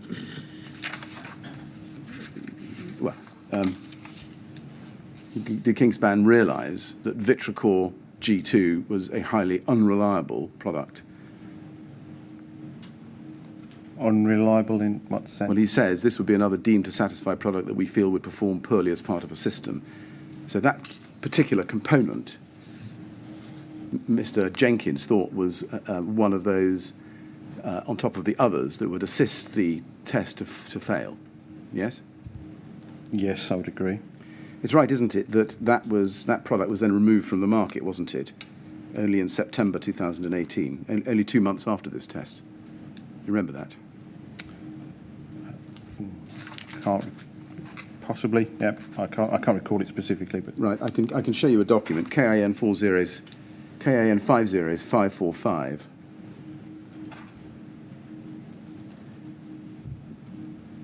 This is a letter from James Brokenshire MP, who was the minister. Vitracor G2 cladding, and it's addressed to Clive Betts. Dear Clive, the government has today concluded for fire safety tests of the Vitracor G2 cladding product. And then in the third paragraph, we've taken immediate action and referred this matter to trading standards and asked the supplier to withdraw the product from the market until it can demonstrate it meets the required standard. We've also contacted the 2 high-rise residential building owners that have purchased Vitracor G2 for use on their buildings to inform them of our finding. This product is not widely used in the UK, but we've asked the government's independent expert panel what additional action, if any, may be necessary. So the test that Kingspan did, including Vitracor G2 as one of those items that was expected to assist the test perform poorly, was not one of those widely used in the UK. That's right, isn't it, looking at this? yes, Yeah. I think so. And that would assist the test being unrepresentative, wouldn't it? Yes.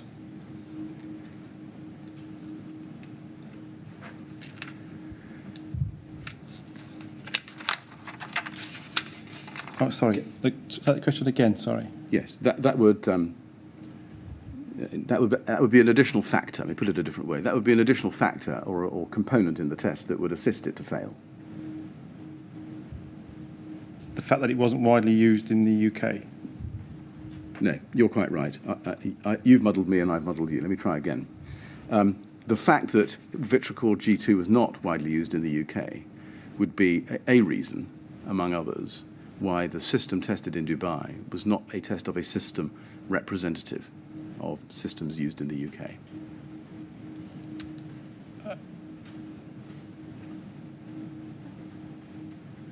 I don't think so necessarily, but I accept the fact that Vitracor G2 isn't a common product in the UK. Now, we've seen Kingspan's plan, which was to demonstrate by empirical evidence, so it was to appear, that the that the deemed to satisfy system had failed a large-scale fire test. Can we go to KIN 405030, please? This is an email of the 5th of July 2018, just the third email down on page 1 there, from John Garbett, Kingspan's Divisional Market Director, to Brian Martin. Note the date. It's 3 days after the Dubai test, but the day before Mr. Burnley wrote his letter to Clive Betts, enclosing the 94-page analysis and the Dubai test result. And he says this. Now, hi, Brian. And just to be clear, Brian Martin was not only the author of the 2003 BR135, but in 2018 was head of technical policy, wasn't he, in the Building Regulation and Energy Performance Division of the MHCLG. That's right, isn't it? I believe so, yes. Yeah. Hi, Brian. Pausing there, I should ask you, was he familiar to the marketing team at Pembridge? I wouldn't say it was familiar to the marketing team in general, but I certainly was aware of Brian Martin. Had you met him? Yes. You had. In what context? I think I'd met him at, there was I think it was called Beer, something like that, which was looking at the definitions in ADB. I was part of a group there for a short while. I think I'd met him at the government fire testing. Right. When was the first time you met Brian Martin? Probably at the BISA, I think it was called group. When was that?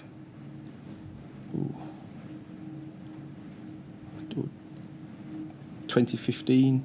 Right. Around that time. Okay. And did other people at Kingspan meet him with you? The beer meetings were just me. Well, just me from Kingspan.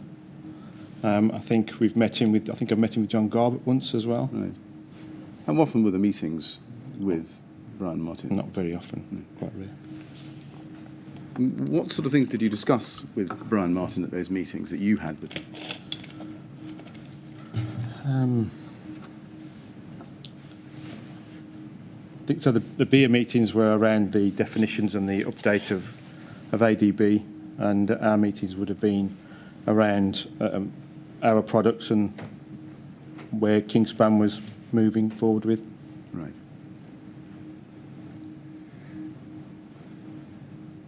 Are there notes of those meetings? Can't recall. I think I've mentioned them in my witness statements, what I've recalled. Right. Did you communicate with Mr. Martin by email on the occasions you did communicate with him? Yes, sometimes, yes. Right. In John Garbutt's email, he says this: "Hi, Brian. The test we discussed earlier was conducted on Monday this week at Exova in Dubai, UCAS-accredited laboratory, to BS8414, and is a test of a current UK system. It was commissioned by Kingspan. This test was of a system incorporating Rockwool Duo Slab and Vitracor G2. The former is A1 and the latter is A2. See attached literature. The construction of this test assembly was a replica of the MHCLG tests conducted immediately post-Grenfell. It can be seen on the attached sectional drawings. We erred on the safe side, and so the ACMs had their edges folded over to protect the core of the panels from the fire. The test failed on the basis of thermocouple data. That data and a mini report from Exova confirmed the fail are also attached. See also attached a contact sheet of stills from the build-up and test. We have high-resolution video of the first 15 minutes of this test, which is in the post on a memory stick to you this evening. We only have the first 15 at the moment because the GoPro failed due to excessive heat. We're waiting for the classification and test reports from this test and the test house's video footage, and we'll forward them to you as soon as they are received. Regards, John Garbutt."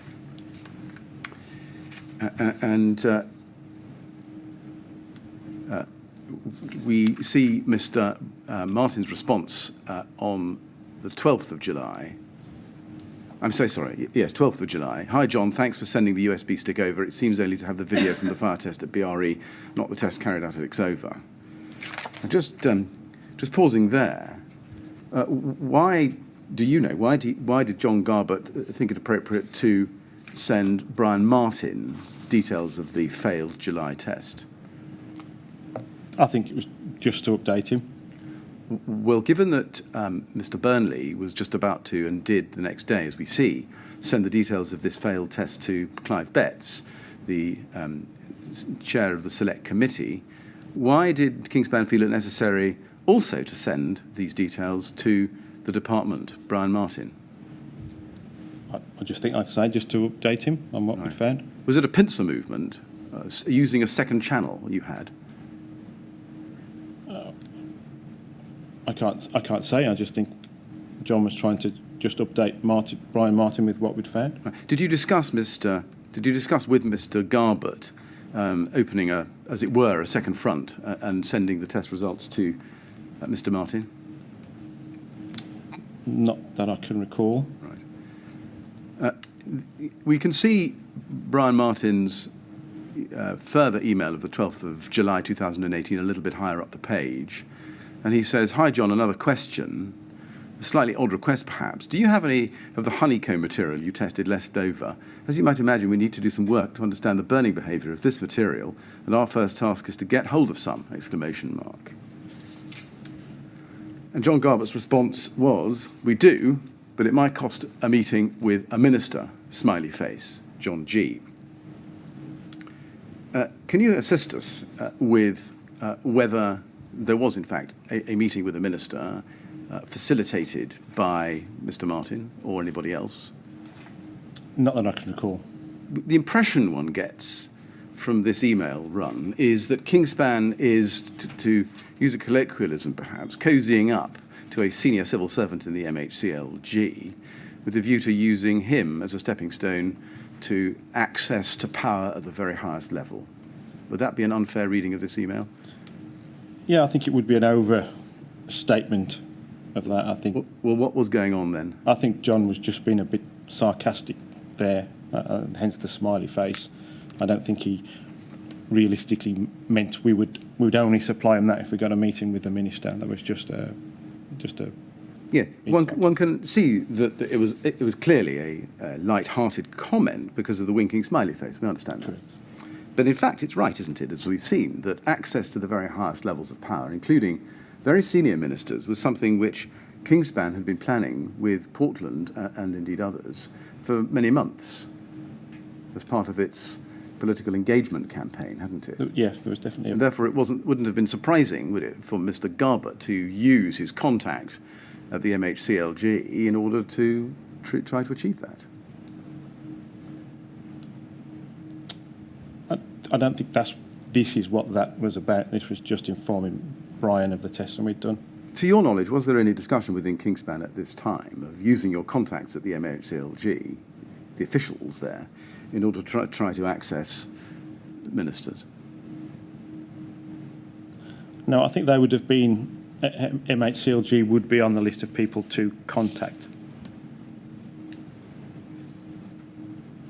Did you get a meeting with the minister?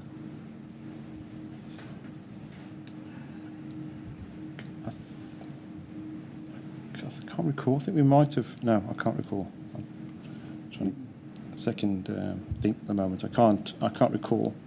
Well, you would remember if you met a minister. Yeah, I was just trying to think. I mean, you don't meet that many, I imagine, in the course of your working day. I So don't. you would recall whether you did.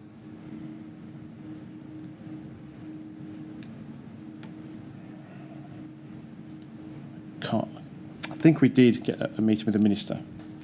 Who was that? I'd have to check. I'd have to check my notes. I can't recall at the moment. It's What notes? well, I'd have to check my diary. I think What diary? my Outlook diary. Has that been disclosed to the inquiry for this period? I believe so. It's on my computer. Well, we will check. Who else, to the best of your recollection, sitting there without your ability to consult your diary, would attended a meeting with a minister at this time?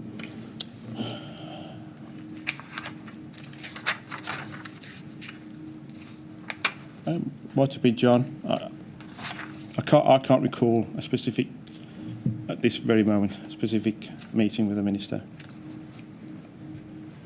Has anybody at Kingspan been disciplined for presenting a misleading picture to Clive Betts and the Select Committee? No, not I'm aware of.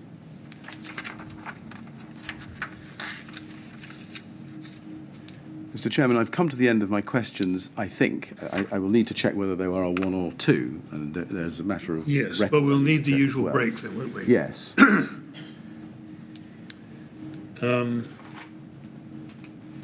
I think we'll just say 10 minutes on this occasion, Yes. unless you have reason to think that longer might be needed. I don't, I think, at the moment. It depends what's in my inbox, but Right. we will check. And if we say 10 minutes and then Then come back to you see if we how need it's more going. time, yes, that'd be helpful. Yeah. Mr. Pargeter, when Council gets to the end of his questions, as he says he has, we always have a short break so that he can just check that nothing's been overlooked, but also to enable others who are following the proceedings from elsewhere can suggest further questions that might be asked. So we're going to stop now until 10 to 1. It may be that we shall take a little longer if that's required, but we'll say 10 to 1 for the time being, and then we'll see if there are any further questions at that point that we need to ask you. Okay, thank you. All right, thank you very much. Would you go to the usher then? Yeah.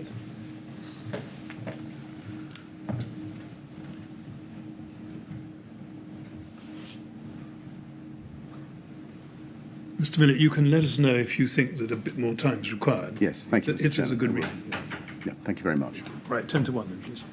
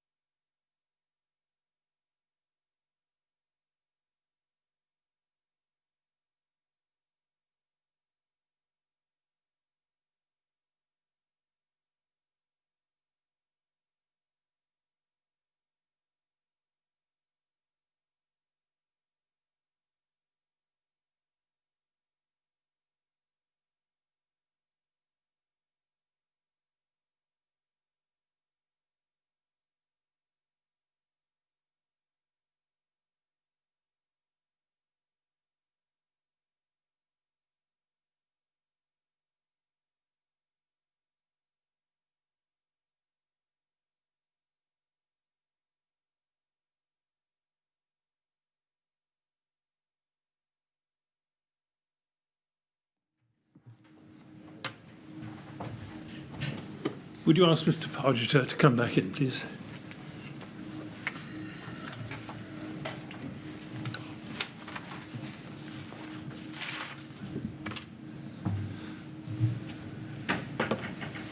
Right, Mr. Pargeter. Now we'll see if there are any more questions for you. Mr. Millett? Yes, Mr. Chairman, just one or two, literally one or two. The first question is about the NHBC's July 2016 guidance. Now, I asked you earlier this morning at day 85 and currently page 25 whether Kingspan had submitted a BS8414 test on ACM to the NHBC as part of the exercise we saw you doing in 2015, and you said no. My question is, do you know if anyone had done a desktop study justifying the use of K15 with ACM, and in particular ACM PE core, and had submitted that to the NHBC? Well, I believe there's been desktop studies with ACM, FR rated and Yes. A2. Yes. Don't believe there's any been done with PE cord. Right, I see. And the desktops justifying the use of K15 and ACM, those, though, the ones we looked at yesterday in the Routes to Compliance document, the case studies? Yes. I see. Do you know whether those were submitted as case studies themselves to NHBC? I don't think there would have, case studies would have been. Right. So the submitted. desktop? But desktop assessments for any projects that they may have been. Right. Thank you. Now, you referred to your diaries on Outlook. We have got those from you, but I'm afraid we can't search them for any evidence of your meeting with an MP without a date. Can you give us even roughly a date range when you think you might have met a minister? Yeah, I can't recall exactly whether I met a minister or not, but there were definitely meetings with MPs. And there was particularly a dinner, I remember, at the Houses of Parliament, Yes. which I attended, and there may have been a minister at that, and that's why I was kind of struggling to recall whether there was a minister there or not. Right. Well, there were, I mean, that is clearly a matter of record, and we have that. That's the Kevin Hollinrake dinner in January 2018. Correct, yes. There were ministers there, but I'm really asking you about a minister after July 2000, a meeting with a minister after July 2018. Oh, I can't specifically recall one then. Right, okay, thank you very much. Now, I've got a final question for you, Mr. Pargeter. Looking back on all the evidence that we've seen in the last 2.5 days, and casting your mind back over everything that's happened, both before and after Grenfell, is there anything that you, in your heart, would have done differently, or anything that you'd like to say to the families? Well, to the families, deepest sympathies. I didn't think that a fire like that could happen in the UK. And in terms of what I would do differently, I would probably look back in history a bit more than I did when I first took over. So if I was taking over another role in a similar way, I might be tempted to go back further in time and to check things out. And I think my own perspective, and I think from the companies as well, we've definitely learnt some lessons, and we're trying to make improvements on our processes and procedures to try and ensure that we improve the way we control bringing new products to market, and in the marketing of those products, and keep that under constant review. Well, Mr. Pargeter, thank you very much for your evidence. I thank you very much for coming to the inquiry and for assisting us with our investigations. So thank you.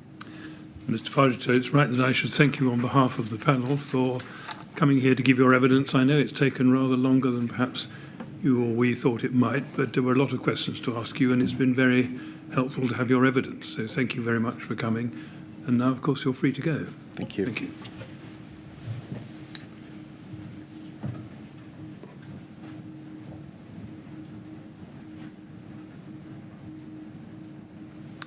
Right, well, that's a convenient point as Yes, far as Mr. this Chairman. morning's concerned. We have another witness after lunch. We do, at a time convenient to you, Mr. Chairman, and that'll be Richard Burnley. Yes, well, unless you need more time, I'm going to say 2 o'clock. 2 o'clock, thank you. 2 o'clock, then, please. Thank you.